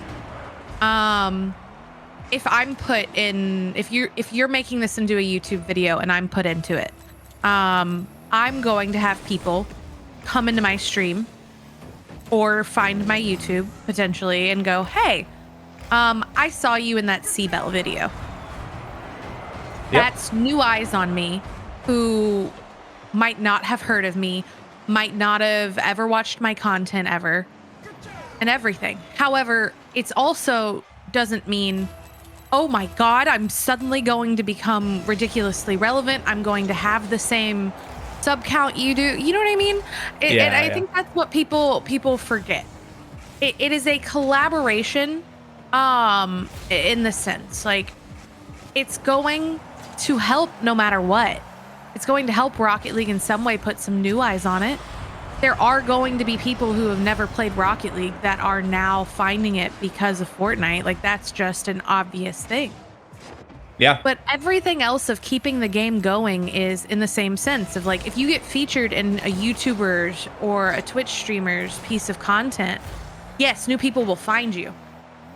If you never stream again or post new content again, those people aren't going to stick around. And so I feel like when it comes to this, like, it's still on the community to be creating content if they want if they want their own channels to grow. It's on Psyonix and Rocket League to make changes that keep their community around, you know, their content creators and things like that. And it's on, you know, fresh new things. And so like I'm a content creator myself, and you know, when Rocket League has always struggled with the whole, you know, when RL Esports is in an off season, you know, the game is not as great for viewership and things like that anywhere. And that's something everyone has to deal with, but like that's also something content creators have to overcome. Absolutely. Minecraft was a dying game for a very long time, and then it became one of the biggest content hubs in the world. You know? Yep. Like, it was around a lot longer than YouTubers were popular for it. Yeah, absolutely. And because the YouTube scene and the communities that were built around it, it grew from there even more. Yeah. So I think you're right. I guess the question, I have one more follow-up. We'll just quickly play another one if you want, because I have one more burning question. Because I think there is this feeling of Epic Games themselves is, you know, taking over Rocket League in a direction that most people, I would say, are either concerned with or unhappy with, which, you know, could be an early feeling that might not be correct, but either way, do you think that Epic and Psyonix are going to be able to take care of Rocket League in a way and make it so that it can last for a long time? Like, do you trust their capabilities? I trust Rocket League's capabilities to stay alive because it is the only game like itself. I'm not happy necessarily with a lot of the things that Epic has caused. You know, the price gouge, the things, a million things like that. However, I also see it happening. We're not in COVID anymore. People are trying to keep businesses afloat. Gaming is not at the boom that it happened. You know what I mean? Yeah. And to keep up in a competitive market, people have to start raising their prices. This is a free game now. Like, I think one of my biggest gripes is I do understand that the prices are sucky, and I don't think that just because one game or one thing is expensive, like Valorant skins, you spend thousands of dollars. Like, if you wanted your inventory that you have in Rocket League, like in an equivalent in Valorant, you would have spent thousands of dollars. But so many people like pop up and they're like, oh, you know what I mean? DLCs used to be $2. Yes, I completely understand that. No, yes, it sucks that a black market is now $20. You know what I mean? Yeah. However, the game is free. The game is completely free now. You have to be generating revenue somehow, and to keep up in a competitive market like other games are doing, these are the prices, unfortunately, that a lot of games are pushing out. Yeah. It's the new model. It doesn't make me not, it's the new model. It doesn't make me like, oh, I'm just completely okay with that. You know what I mean? Like, I started this whole thing complaining about the fact that they're now making black markets car exclusives. Like, that's so stupid. Yeah. But that's just a part of the landscape, and that I don't think should be just, I'm going to be mad at Epic Games about it. Epic Games was never going to come in, make this a free game, put a million eyes on it, and keep a DLC $2 when their skins in Fortnite aren't that price. Yeah, absolutely. Like that was like, how would that make sense? You know what I mean? Like, if it's going to cost me $20 on Fortnite, they're not going to have a game where it costs $2. It doesn't make it better. So I do think that I do hate some of those changes. Absolutely.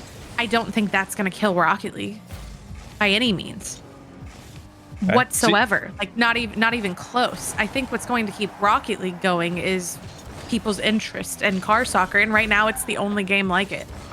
It is the only game like it. People who don't play it regularly know what Rocket League is. That's why it's such a big deal when XQC plays. That's why it's such a big deal when these huge streamers pop in and they're like, oh, I know Rocket League. You know what I mean? And there's a reason that they don't play it regularly, because it's not like any of the other games that they play. You know what I mean? But everyone knows what Rocket League is. And Rocket League esports is, in my opinion, still doing really well.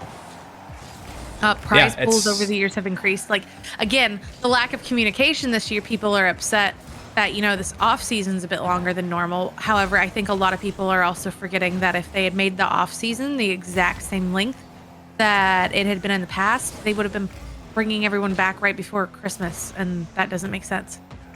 Yeah. Again, I agree. Lack of communication. Yeah, that's the big thing. Yeah. That's the big thing. Okay, so it's unfavorable, I guess, that the game is changing and the way it's changing, but it's also necessary. It's kind of the thoughts you're having, I feel like. And yes. I agree, because it's a big corporation. Complaints are warranted, but yeah. I understand them. Yeah. I understand those decisions. Yeah, they make total sense. I think it's just disrespectful to not say anything to anybody.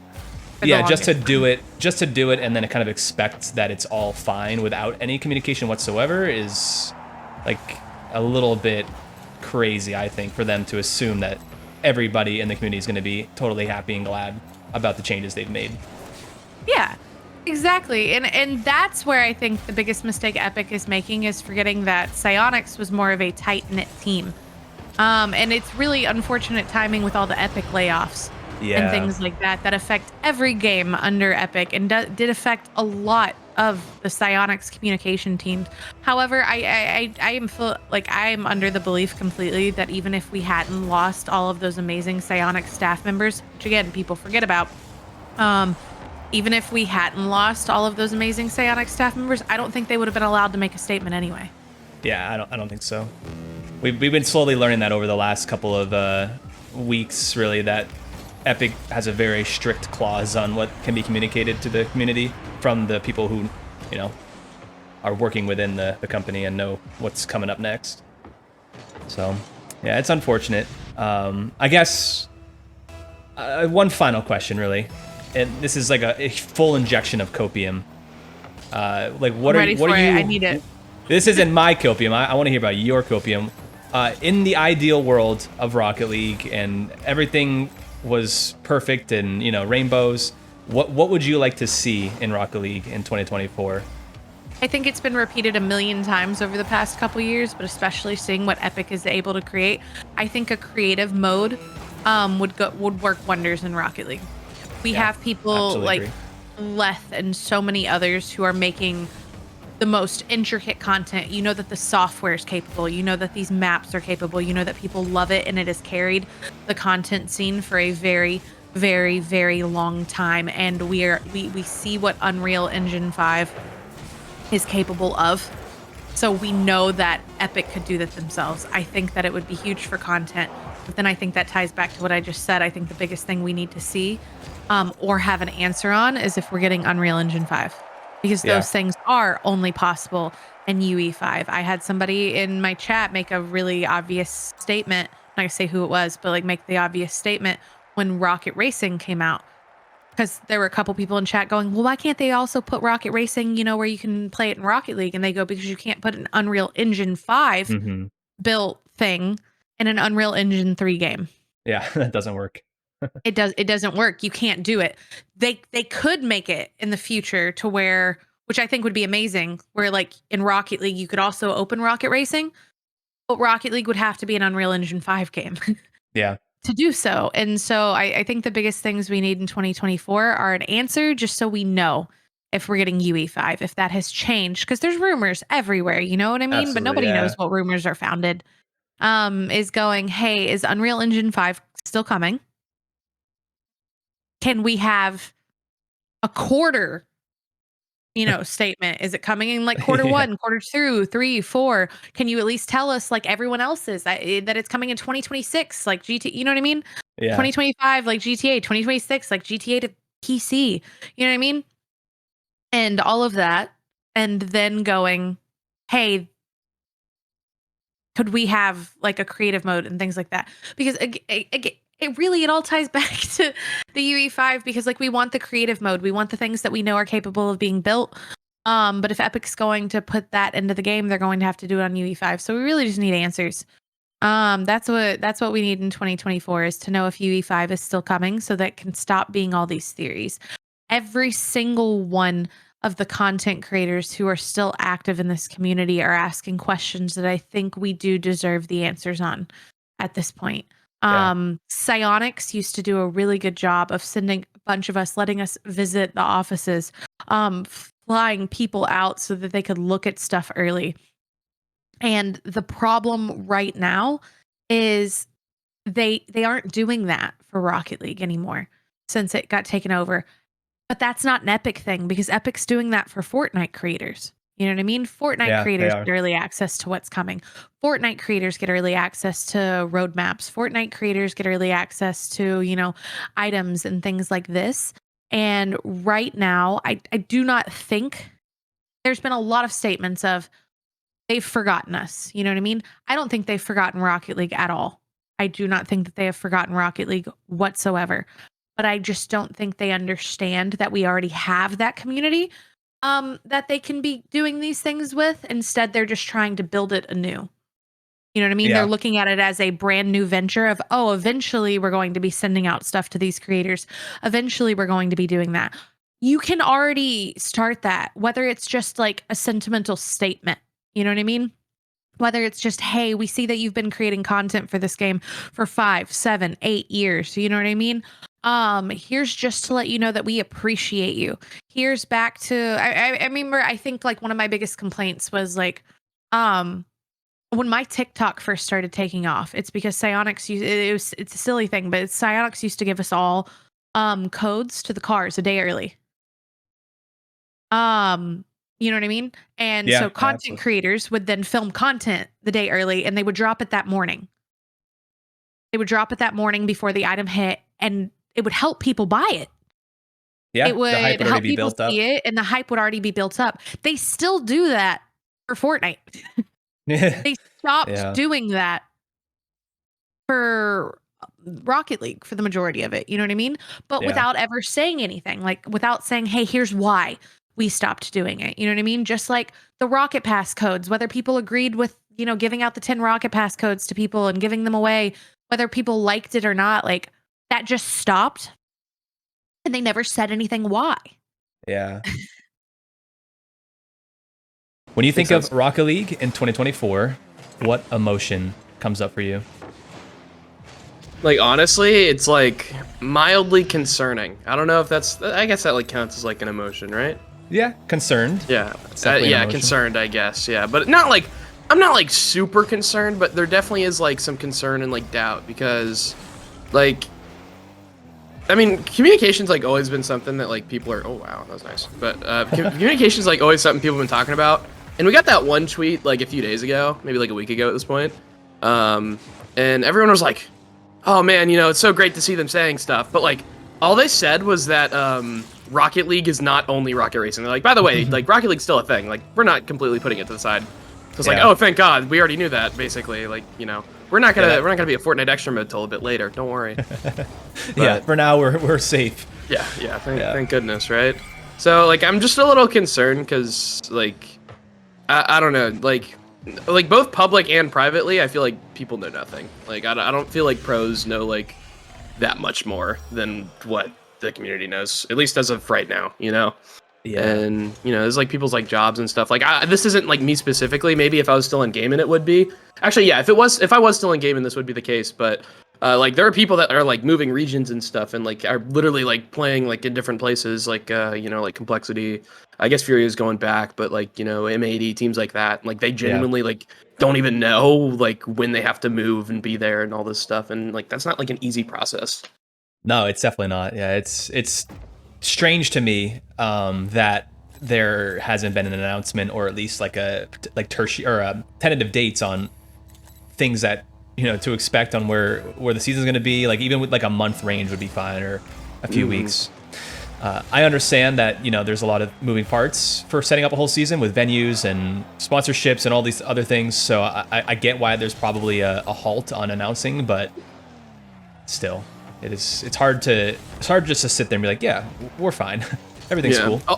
Although I'm concerned, and like I'm only talking about like the esports portion right now, which I just realized. But like, although I'm concerned about it, I'm hoping that like all this wait will be worthwhile. Like, if they do all this and then it's just kind of like nothing, then I'm like, okay. But I have some hope that like they have something planned. It's not going to be the same as last season, because 21-22 and then 22-23, like those two seasons were like practically the same, except like 22-23 is like a little bit worse in my opinion.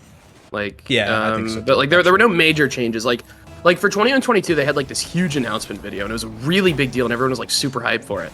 And then the next season was just like a PDF of like some words like, hey, it's the same thing, but this time there's an invitational regional, so it's harder to make them. And everyone was like, all right. And then like in terms of the actual game, like I know people are upset about trading, but like I think like us losing trading was just gonna happen inevitably, just because like having an in-game market is really cool.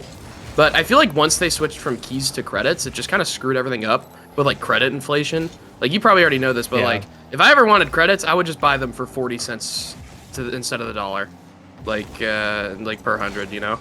Like just like in-game traders, like you get everything from so much cheaper, and like everyone's like, oh, they removed trading for Rocket Racing, but like I think it was gonna happen anyways, just to like monopolize. Yeah, there were multiple good reasons for them to remove it. And Rocket Racing, I think the big thing was because they put it in there, that, you know, that message that, you know, we're doing this for other game titles. They probably should have said for other reasons, like scammers and this and that. But yeah, I think Rocket Racing's like the scapegoat. Oh, my headset died. Okay, I can still. I have a thing right next to me. Let me charge it real quick. That's so unlucky. All right, Doc. Yeah, can you hear me? All right, I'm back. Sorry. There he is. You're good. That's funny. Timing. What was? Oh, yeah. So like, I feel like a lot of people are like using like Rocket Racing as like a scapegoat. It's like, oh my God, like this is why we lost trading. But I don't think that's the case. But like, although I'm concerned, like I really do have some belief that like they have to be doing something, right? And I feel like at the same time, you kind of have to have that like somewhat positive outlook, because I mean, what is being negative going to do? Like, if they end up doing nothing, like we're all just screwed anyways. So exactly. Yeah, might as well just have a little bit of hope. I agree. Yeah, I don't know if it's copium at this point. It certainly is. But I just think that there's something big coming early 2024. We'll see. But yeah, I agree. I think that Rocket Racing was a huge scapegoat where, you know, everything bad that has happened, I think people are just saying, oh, it's Rocket Racing's fault. Which I'm sure some of the problems have been exemplified by it. You know, the lack of communication, the resources going to a different game, like all of that is definitely, you know, fair, but it's valid. Yeah. Okay. So I guess I got a question then. With all of the the big changes that have already come from, the Fortnite side, at least with their hub and metaverse, and the potential move of maybe even Rocket League to that. Do you trust Psyonix and Epic with Rocket League and the longevity of it and the health of the game? I think Rocket League itself has like the potential to be the biggest game in the world, with like the fact it's very easy to understand and it's E for everyone. Like especially E for everyone, that is huge. Like that is huge. Like that alone like makes this game so valuable. But like so far, free to play had like a huge spike, and it was like massive W's for everyone. Like everyone's numbers was up, everything was doing great, everyone loved the game. But then like nothing really happened. And everything just kind of like died down for a little bit. So right now, I'm not gonna lie, like my faith isn't quite there. Okay. I think alone though, just with the potential of this game, like I don't think I'll ever completely lose faith, just because I really do think that like this game is something special. And I'm not even just saying that just because I'm like playing it and all that, but like truly from the standpoint of like it is so easy to understand. Like other games like I like Overwatch, it's fun, but like if you're like a casual and like started watching like high level Overwatch or something, like that's a game I point out because like I feel like the Overwatch League's very big and like that game overall is a very big game, but like it's confusing. Same with Valorant, like all the abilities going on, like if like I showed it to my dad or something, my dad would just like have like his like brain would just like break. I don't know. But like I show him this and he's like, oh yeah, that's simple. It's just it's just soccer. So I think that alone will like always have some sort of like hope like lit in the fire, But absolutely. Right now I need them. Right now I need them to step up and do something. And I will say, like everyone's been saying it for a while, but like I think creative, like if that ever gets implemented, like they did that for Fortnite, and like now Fortnite has its own like creative community. Like it's literally a whole section of the game of people that just do creative, make maps, play maps, stuff like that. And I think Rocket League could have the exact same. Yeah, I agree. Those same people that are making things in Fortnite, a lot of the times those creators they're kind of just nerds. They're not even like gamers. They just like to create things. And so, I mean, they're going to find their way into the Rocket League world and do the same thing. I mean, and you also already have Lethamiris like making all these maps, and I've been fortunate enough that like Leth will ask me to like play and record on some of these maps, and they're fun, dude. Like they're really cool. Yeah. But I can only play them with him because like I don't know how to describe like the downloading of like third-party things and all that. So I only get to play it like with him, and whenever I do, I have a great time. But it's just hard to access right now. So like if they made it like an actual thing in the game that like people could play with their friends on, like I feel like that'd be huge. Yeah, I think that's like the biggest thing that Rocket League has going for it in the future, in my opinion. So we'll see. We'll see what happens. I mean, I guess that kind of leads into you're a pro player, so maybe the answer is a little bit different. But what is one thing in 2024 that you're hoping to see for Rocket League in the ideal world? Like if you had everything go your way. You want like my esports take or like my whatever take like, you want? Just something that you'd be excited about personally. It doesn't matter. It's whatever comes to mind. Well, I mean, personally, I'd like to hear about this next season for RLCS. We still don't know nothing, dude. Like, I don't know how much I can. Okay, I don't know if you can include this, but I'll tell you anyways. Okay. This isn't like a super huge leak, but we were supposed to know this season by early November. It is December 12th. Like they were supposed to say something, at least to the. I don't know if it was supposed to be public or to the pros, but like pretty much they were saying like, all right, we got something, like we're gonna announce something like late November, something like that. Now it obviously just didn't happen. So like maybe you can include that, maybe you can't. I don't know. Probably maybe you shouldn't, but I probably won't, just because I don't want to step on any toes. That one's like slightly crossing the line. I've heard same thing, that they're behind. But I've heard they're behind because of things outside of their control. It's like the third party things that are holding them back. Yeah, I will say like I will like give at least Psyonix the benefit of the doubt that like Epic's kind of like on their ass a bit and like giving them kind of a hard time. But like one thing that I would definitely like to see is just like I want to know like what's going on with the new season. And in terms of the game, like Rocket League, like just as a whole, there's a lot I want to see. I just don't know if it can be done within a year because like obviously people keep saying UE5 and all this stuff, but like I don't know how long that takes. And I saw someone say, and I hope this isn't true, they're like, oh, Rocket League had that UE5 post, like looking for like a UE5 code or whatever it was, like a while back, and someone was like, what if that was just for rocket racing and they're not actually doing anything with Rocket League? And if that was the case, then we're like a ways away from UE5. And honestly, like I don't know if I believe it, and like I said earlier, it might just be copium, but like that like could be the case. Like that UE5 post could very much have been for Fortnite, and if that was, then like that's scary.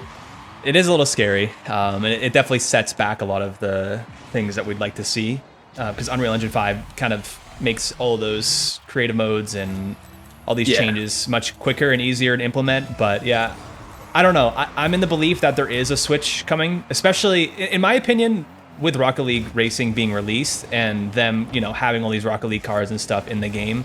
I see it more as like, the capabilities are there. They're already starting to work with the cars themselves, some of the physics. Obviously, Rocket League's very different to get it all to Unreal Engine 5, but I think it's a good sign that we might see that in the future as well. I will say as well as like, I don't remember exactly who said it. It was someone like Epic related, and they would say something like, "You'll see like why trading was removed." Do you remember seeing something like that? I feel like on I saw Epic's side. Like I feel like someone from Epic said like you'll see why trading was removed like soon or something. Oh. Maybe it was like I can't like remember 100% like who said that. And if that is the case, like I wonder if that means they still have more coming, because like I said, I don't think it was just Rocket Racing. So maybe they do have something prepared in the works, Yeah. I guess that's kind of all we have to work on is these little half teasers of things that might be coming in the game, which is fine. That's Epic's way of doing it. I think especially like I think Psyonix like does have our best interest in mind, and like I know it's gotta suck for like people constantly bashing him. Like I definitely think they can be doing better, but like I know that like at the end of the day, like they like especially Psyonix, like maybe not Epic as much, but especially Psyonix, like they like been here since the beginning. Like this is their game. Like they want what's best for it. Yeah. Yeah, it feels like Psyonix is definitely they're the team that's focused on it. And I mean in Rocket Racing you can see that those maps were created by Psyonix. That's like the tag that's given. Yeah. So, I mean, it's very clear that a lot of their energy went to that. So maybe that means there's a lot more coming our way back to Rocket League. We'll see, though. And I will say, like, I've enjoyed Rocket Racing. Like, it's been fun. I've been playing it a little bit, and I'm pretty good at it. I won't lie. But what's your rank? What you at? I'm like gold 2, gold 3, Okay. but like I'm telling you, dude, I'm like top 2 finish every time. I feel it. Oh wow, so you're him. I get it. I've tried a little bit to keep playing it. Yeah, it's once you know like the little lines and optimizing, it actually feels a little bit more competitive than I thought it would be. Yeah, which is cool. That's cool. Yeah, I'm glad that it is separate. Like it's something that they worked on. Wasn't supposed to be Rocket League related as far as. Or besides just the cars, and I think people are frustrated at like this is what they did instead of working on our game. It's like but that was like a whole different project. It's just how it goes.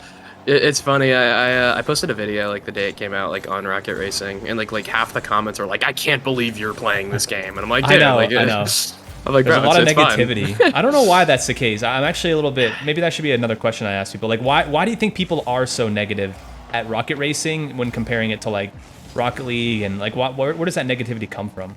100%. It's just like the scapegoat of like people are mad at Epic and like for the trading stuff, and like I mean even still like if you go to any Rocket League tweet you'll see like we still haven't addressed trading, and I mean I don't think they are going to address trading. There's nothing to address. It's gone. It's not coming back, and like I've accepted that, but I don't think other people have.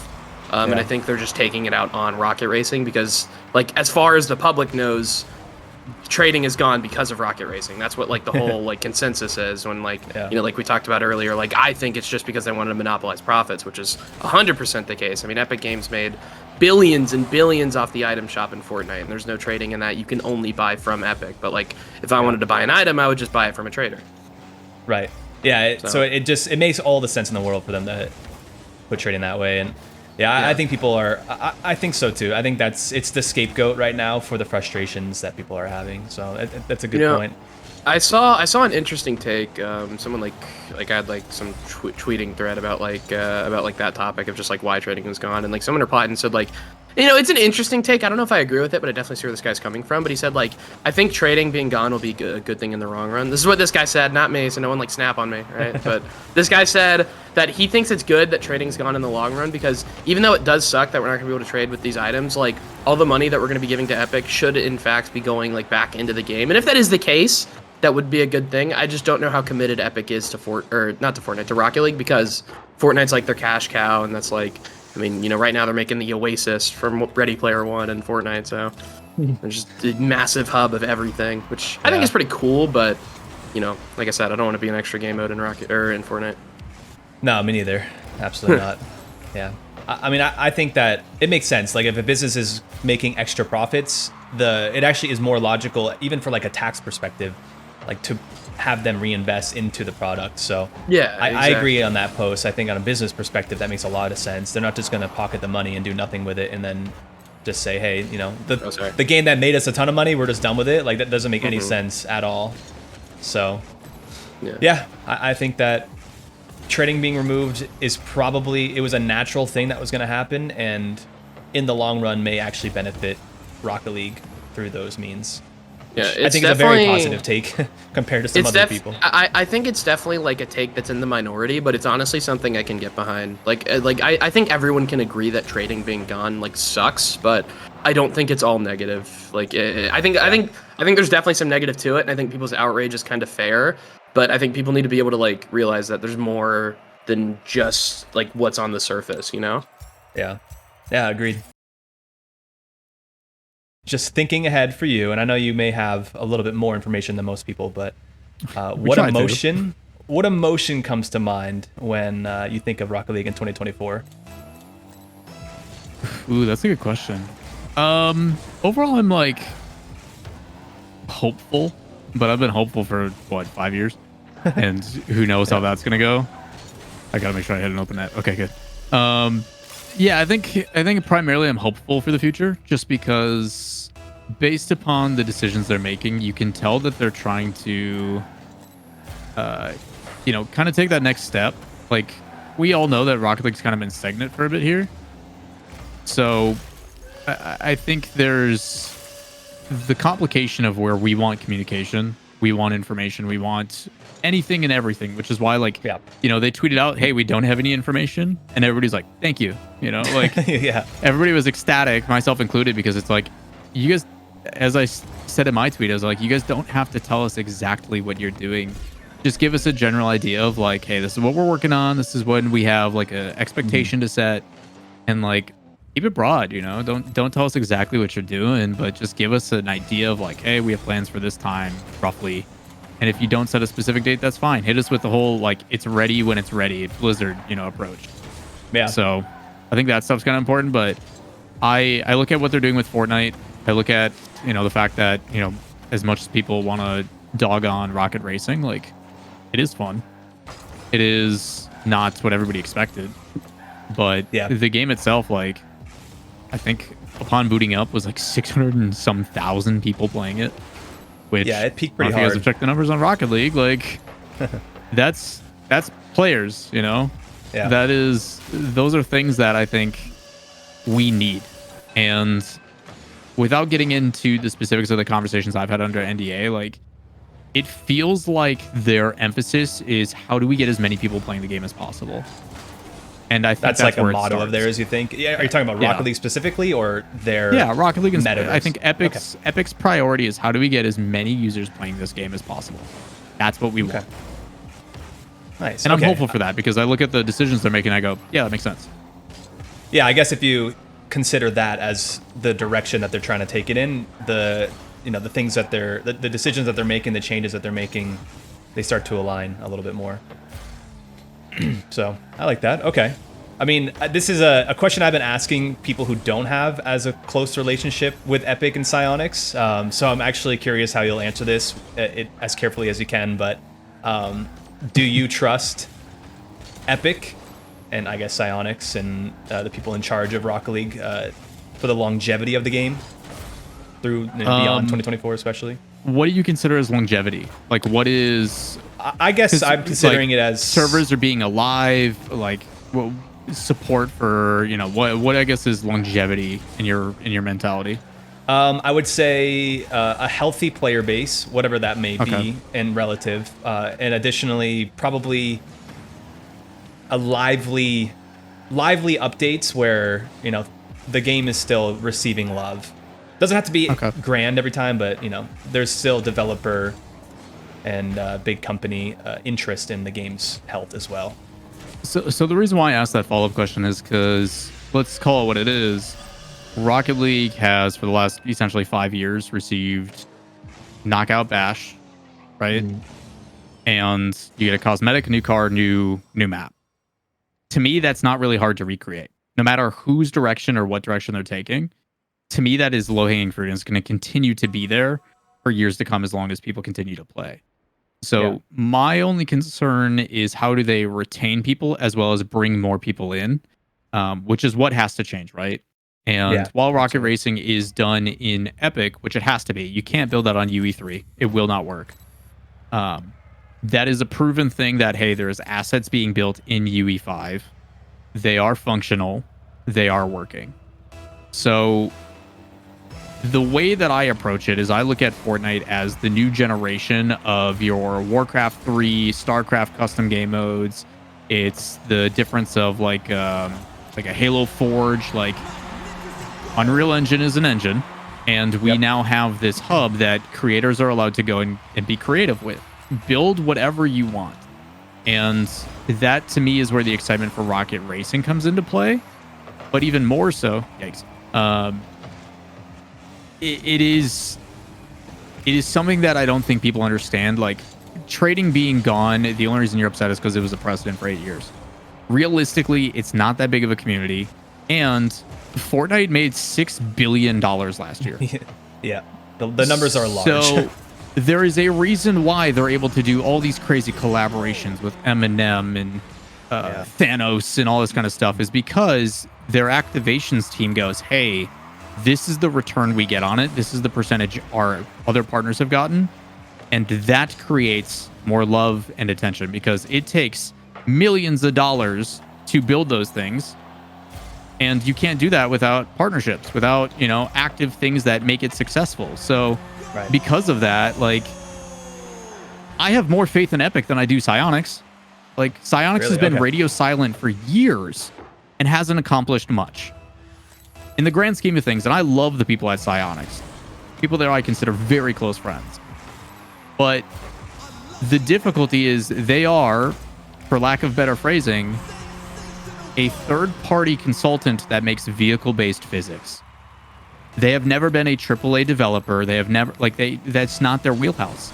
And while they've been doing a pretty good job of, at the seat of their pants, they could use some love and help. And you're starting to see that shift. They are combining the teams between Epic and Psyonix. They are downsizing. Like, Epic hasn't had a layoff in 32 years. They were able to afford it for so long.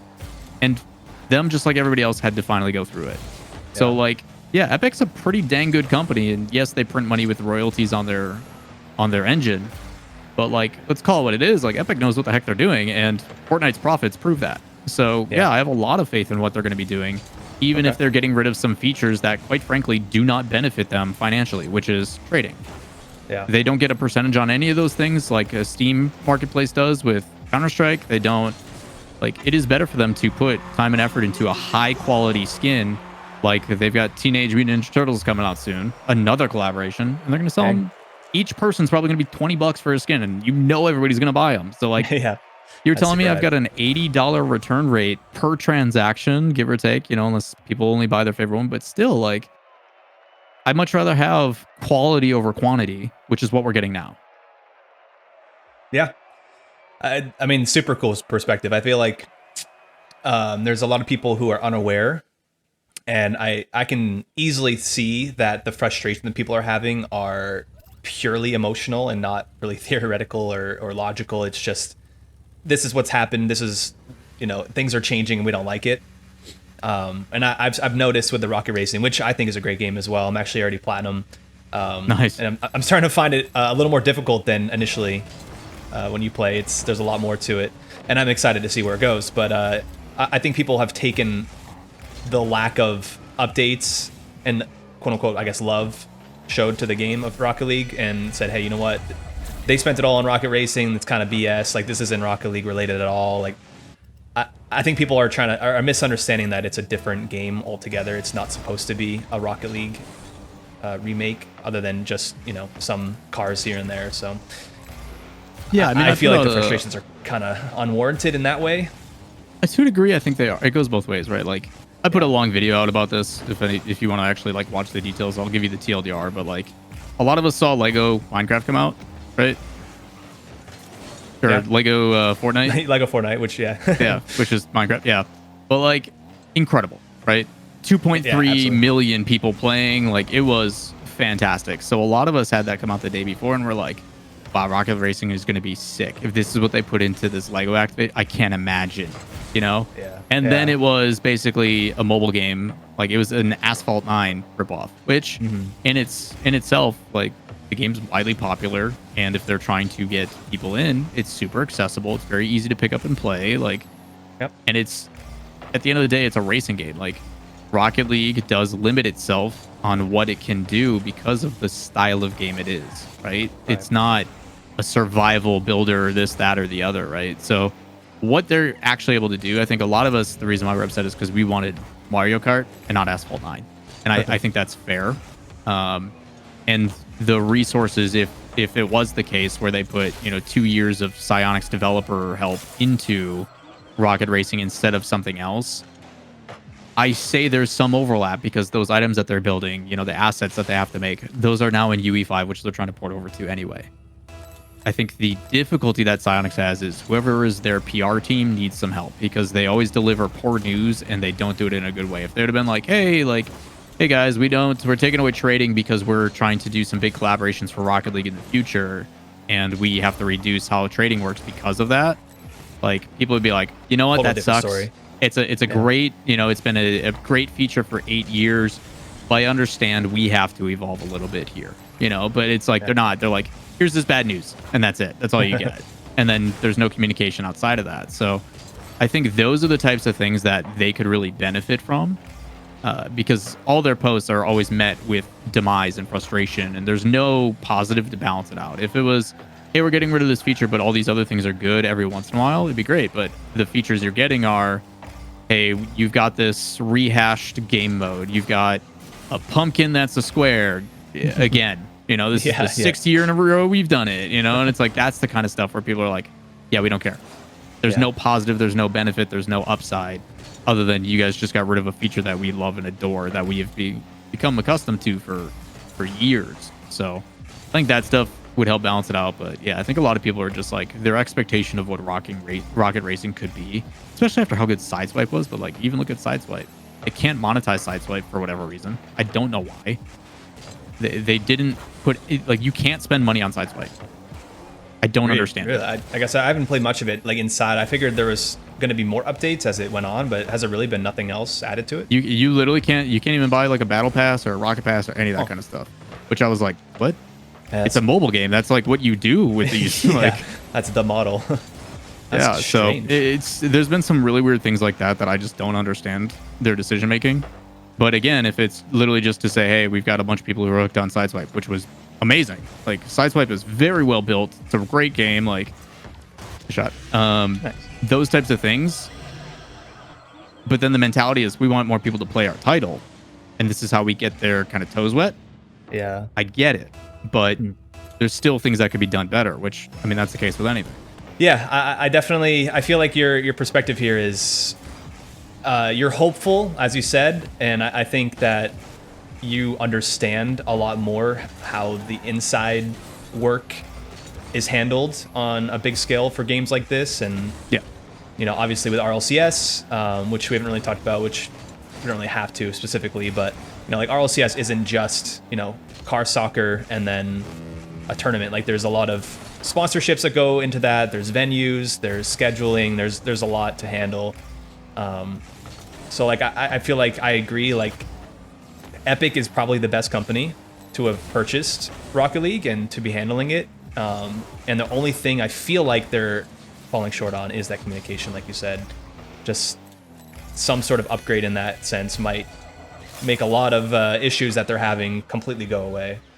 Yeah, I don't know, like when your like involvement in the Rocket League scene officially started, but like for the old days of 2015 and stuff, like they did streams with the developers. There was like, Dave was forced to eat bread because we crushed the concurrent player base total, and like they were very communicative. The developers would hang out in like my chat full time. Like really, they would always hang out. They were always interacting. They were always trying to get feedback and all this kind of stuff. And then their PR team or whatever their legal team was like, you guys can't do that.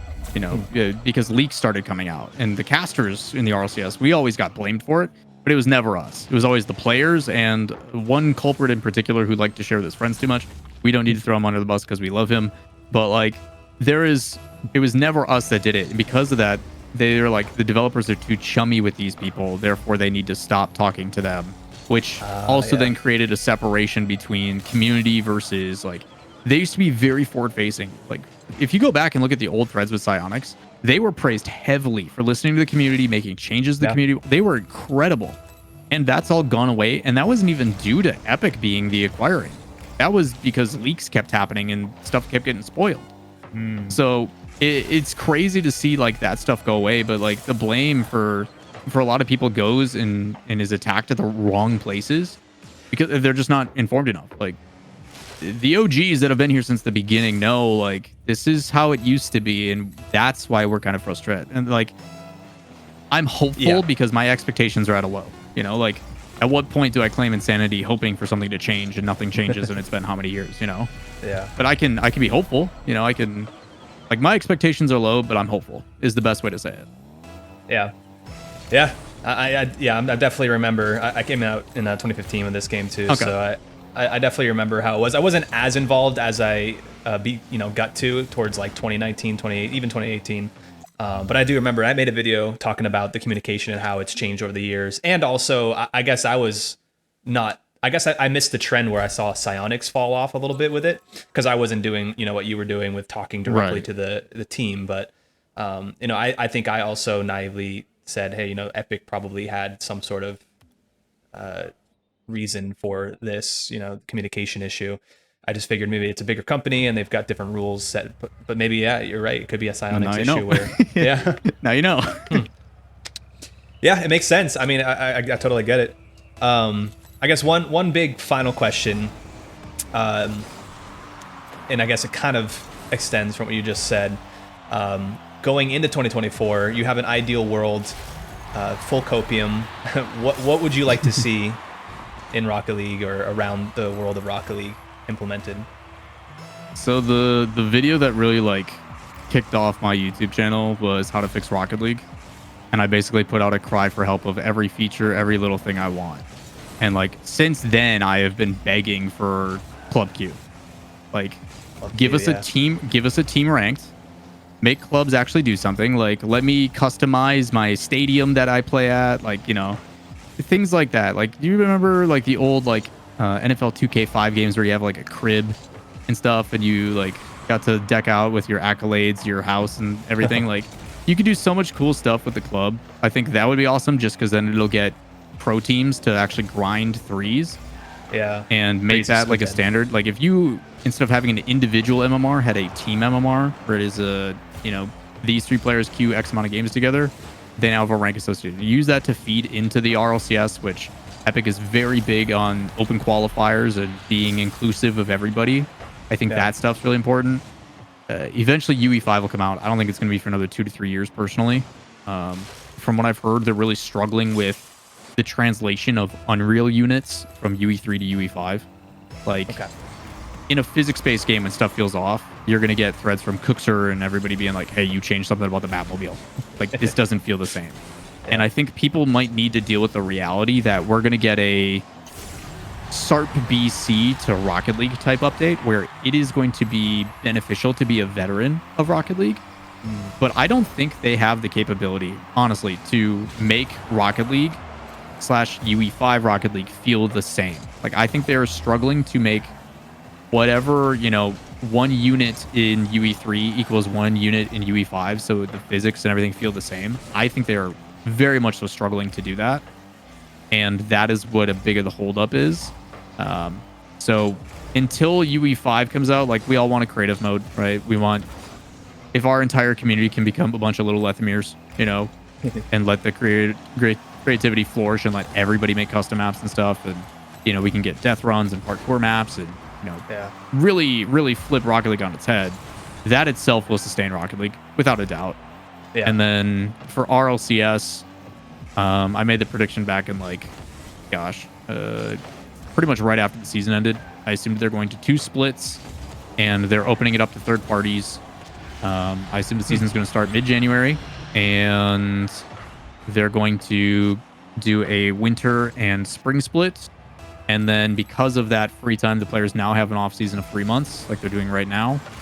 And then more third-party events. DreamHack's coming back. Hopefully, BTS is done, but you see what Rizzo and them are doing with solo queue and everything. So more events like that the community is now able to do, which the pros have been asking desperately for tournaments that aren't RLCS, ones that they can actually enjoy and have fun at, that isn't make or break for their entire season if they don't perform. So more third-party things like that. I think Psyonix is trying to take more of a step back and just kind of go the Valve CSGO route, where it's like, we've got a small team. It's a committee that goes through the guidelines and approval for any time you guys want to do these big events. But for the most part, TO, whoever you are, producer, go crazy, do your thing. And I think that's the route they're trying to go. So, which I'm all for. I think that's how you get more creativity. You get different formats. You get more unique ideas, different feels and looks. Like, the We Play in Ukraine is a very different look than DreamHack, than what OTK is doing, than maybe Moist wants to get in if Ludwig keeps throwing. He just did the dodgeball event. Things like that are where I think we really need to start focusing, and I think Psyonix is starting to recognize that, where it's like, what, we don't need to be doing this. We can hire a third party to take care of it for us. And like EFG, I don't know if you know anything about like the ESL, Faceit, DreamHack merger. Vindix, any of those? No, I haven't seen too much on it. So in esports, there was a bunch of different production companies. ESL has now basically monopolized. ESL, Faceit, DreamHack, Vindix, who is Esports Engine, all of those are now one company.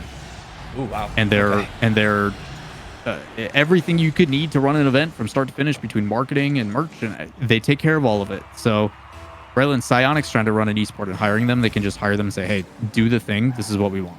And then they are hands off. They just oversee it from afar. That's something that they are considering, or they're already in talks? They're currently doing that right now. I don't know if they've given DreamHack EFG full reign, but it looks like they have. And I assume they're going to do it for the rest of their stuff. CRL is with eFuse and all those guys. I'm sure that'll probably change depending on how things go. And then if they do like a women's league, I was the one who was basically running the women's league. It fell into my lap after the former CEO left, and then they're just like, you take care of it. I'm like, I was here to cast, what? And did whatever I could to fix it before nobody got paid and all that kind of nonsense. So that I think is also, if they decide to, I'm sure Psyonix wants another third party to come in and say, you take care of the women's league and we'll just provide you sponsors and money and go crazy. So I think they're trying to take a more hands-off approach and let the people, which is something that I've been asking for a long time. Like, I don't think Psyonix has to reinvent the wheel. They just have to find people who are very good at what they do, very qualified, send them a bag and let it cook, Let it go. Yeah, that seems simple. It shouldn't be too difficult to decide that. I mean, look at Counter-Strike's Vitality team is like millions of dollars for their staff, and they have 5 staff members supporting their players, and like, it's sustainable, and there's a reason why. They're playing in a $500,000 tournament every other weekend. Like, one of the top pros said he was home he was gone 260 out of 365 days. Crazy. It's a real sport at that point. Like, it's actually Counter-Strike is crazy, man. It's the best esport in the world for a reason. When you think about Rocket League in 2024, what's like the first emotion that comes up for you personally? I guess confusion. I would have to say. I feel kind of like uncertain. Holy shit. Uncertain about like what is going to be. And I kind of like said it. I kind of like expressed that in my last song, which was called Adios. I'm not trying to like self-promote or anything, but I try to convey that sentiment in my last song, where I said like, it was kind of like a what now. So like, what does Rocket League go from now on? What is going to happen with all of this? I have the feeling that we're still, it looks like we're gonna get a lot of things, but there's almost no communication, so it feels weird. It feels like we're lost, but there's a bunch of things coming that we're not informed about. Yeah, I feel that. I'm the same way. I think confusion is a very valid emotion to have, and I wouldn't be surprised if that's not the first emotion that people will say. But I mean, I'm curious too. Like, there was Rocket Racing, which just recently got released, obviously, and that was very clearly a project that Psyonix was working on for a long time now. Do you feel that maybe it's a rumor of some kind, but do you think that this is going to allocate more time for them to focus on Rocket League now that Rocket Racing is out? Definitely, but not. I don't think it's gonna be in the way that most people want. I think they're working on some big things for Rocket League. I do think they're still working on Rocket League in Unreal Engine 5, but I don't think we're gonna get major updates to Rocket League as we know it. I think something new is coming. And most people are not gonna like it at first, but then when they get to use it, they're probably gonna see why it's better. Because that's what I've been thinking since I started playing Rocket Racing and Lego and Fortnite Festival. Like I played all of those in the past week, and I have and like everything kind of makes sense now why they're doing it this way. Yeah, I think so too. I think we got some clarity on why things have been happening the way they have, with like trading obviously being removed. But I just feel like we're still missing a few more like updates for Rocket League before it fully makes sense, unfortunately. And I'm with you. Like, I'm not entirely sure if we're gonna like what those changes might be at first, especially. But I mean, I'm definitely leaning on the more positive side too. So I'm with you. I'm with you there. I think Unreal Engine 5 is gonna come for Rocket League. It just may take some time, but I guess it's just like now, yeah. Like a lot of people were hating on Rocket Racing after the trailer, and I'm seeing a lot of people just like really enjoying the game and liking the game for what it is, which is really fun. Yeah, I think that's how you have to take it. But they have to play it to realize that it wasn't that bad. Yeah, I agree. So do you think that like Rocket League will be a bigger game or a smaller game than in 2024 versus 2023? I think it's gonna be just like Rocket Racing. I think it's gonna be like at the same level.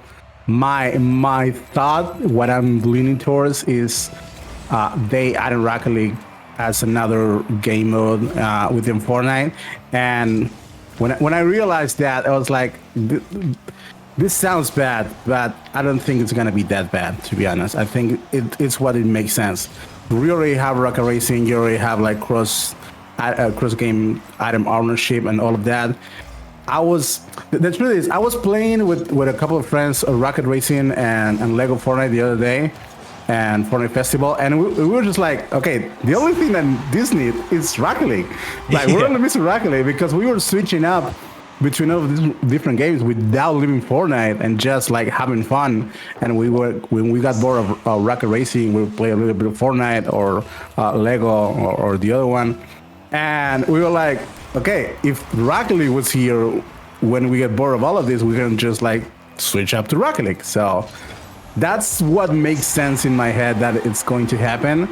So I don't think Rocket League is going to be bigger than what it is. I mean, I think it's gonna be bigger than what it is in terms of numbers, but I do think the plan is to add it to Fortnite, which is kind of awesome and kind of sad at the same time, because it might not be its own thing anymore. So it might lose a little bit of personality, but it also might be super convenient to play for casual players. Okay. Yeah, that's true. I think it could create like a huge, player base that's there in Fortnite that will be able to have their eyes on Rocket League. So I agree. I think that's I think that could definitely be an option out there that Epic could take Rocket League into. So I guess we'll just have to wait and see. But I guess that it leads nicely into a question I also want to ask people is, do you trust Epic and Psyonix to basically create an environment of Rocket League where it has longevity from this point forward? Do you think that they're going to be able to take care of it?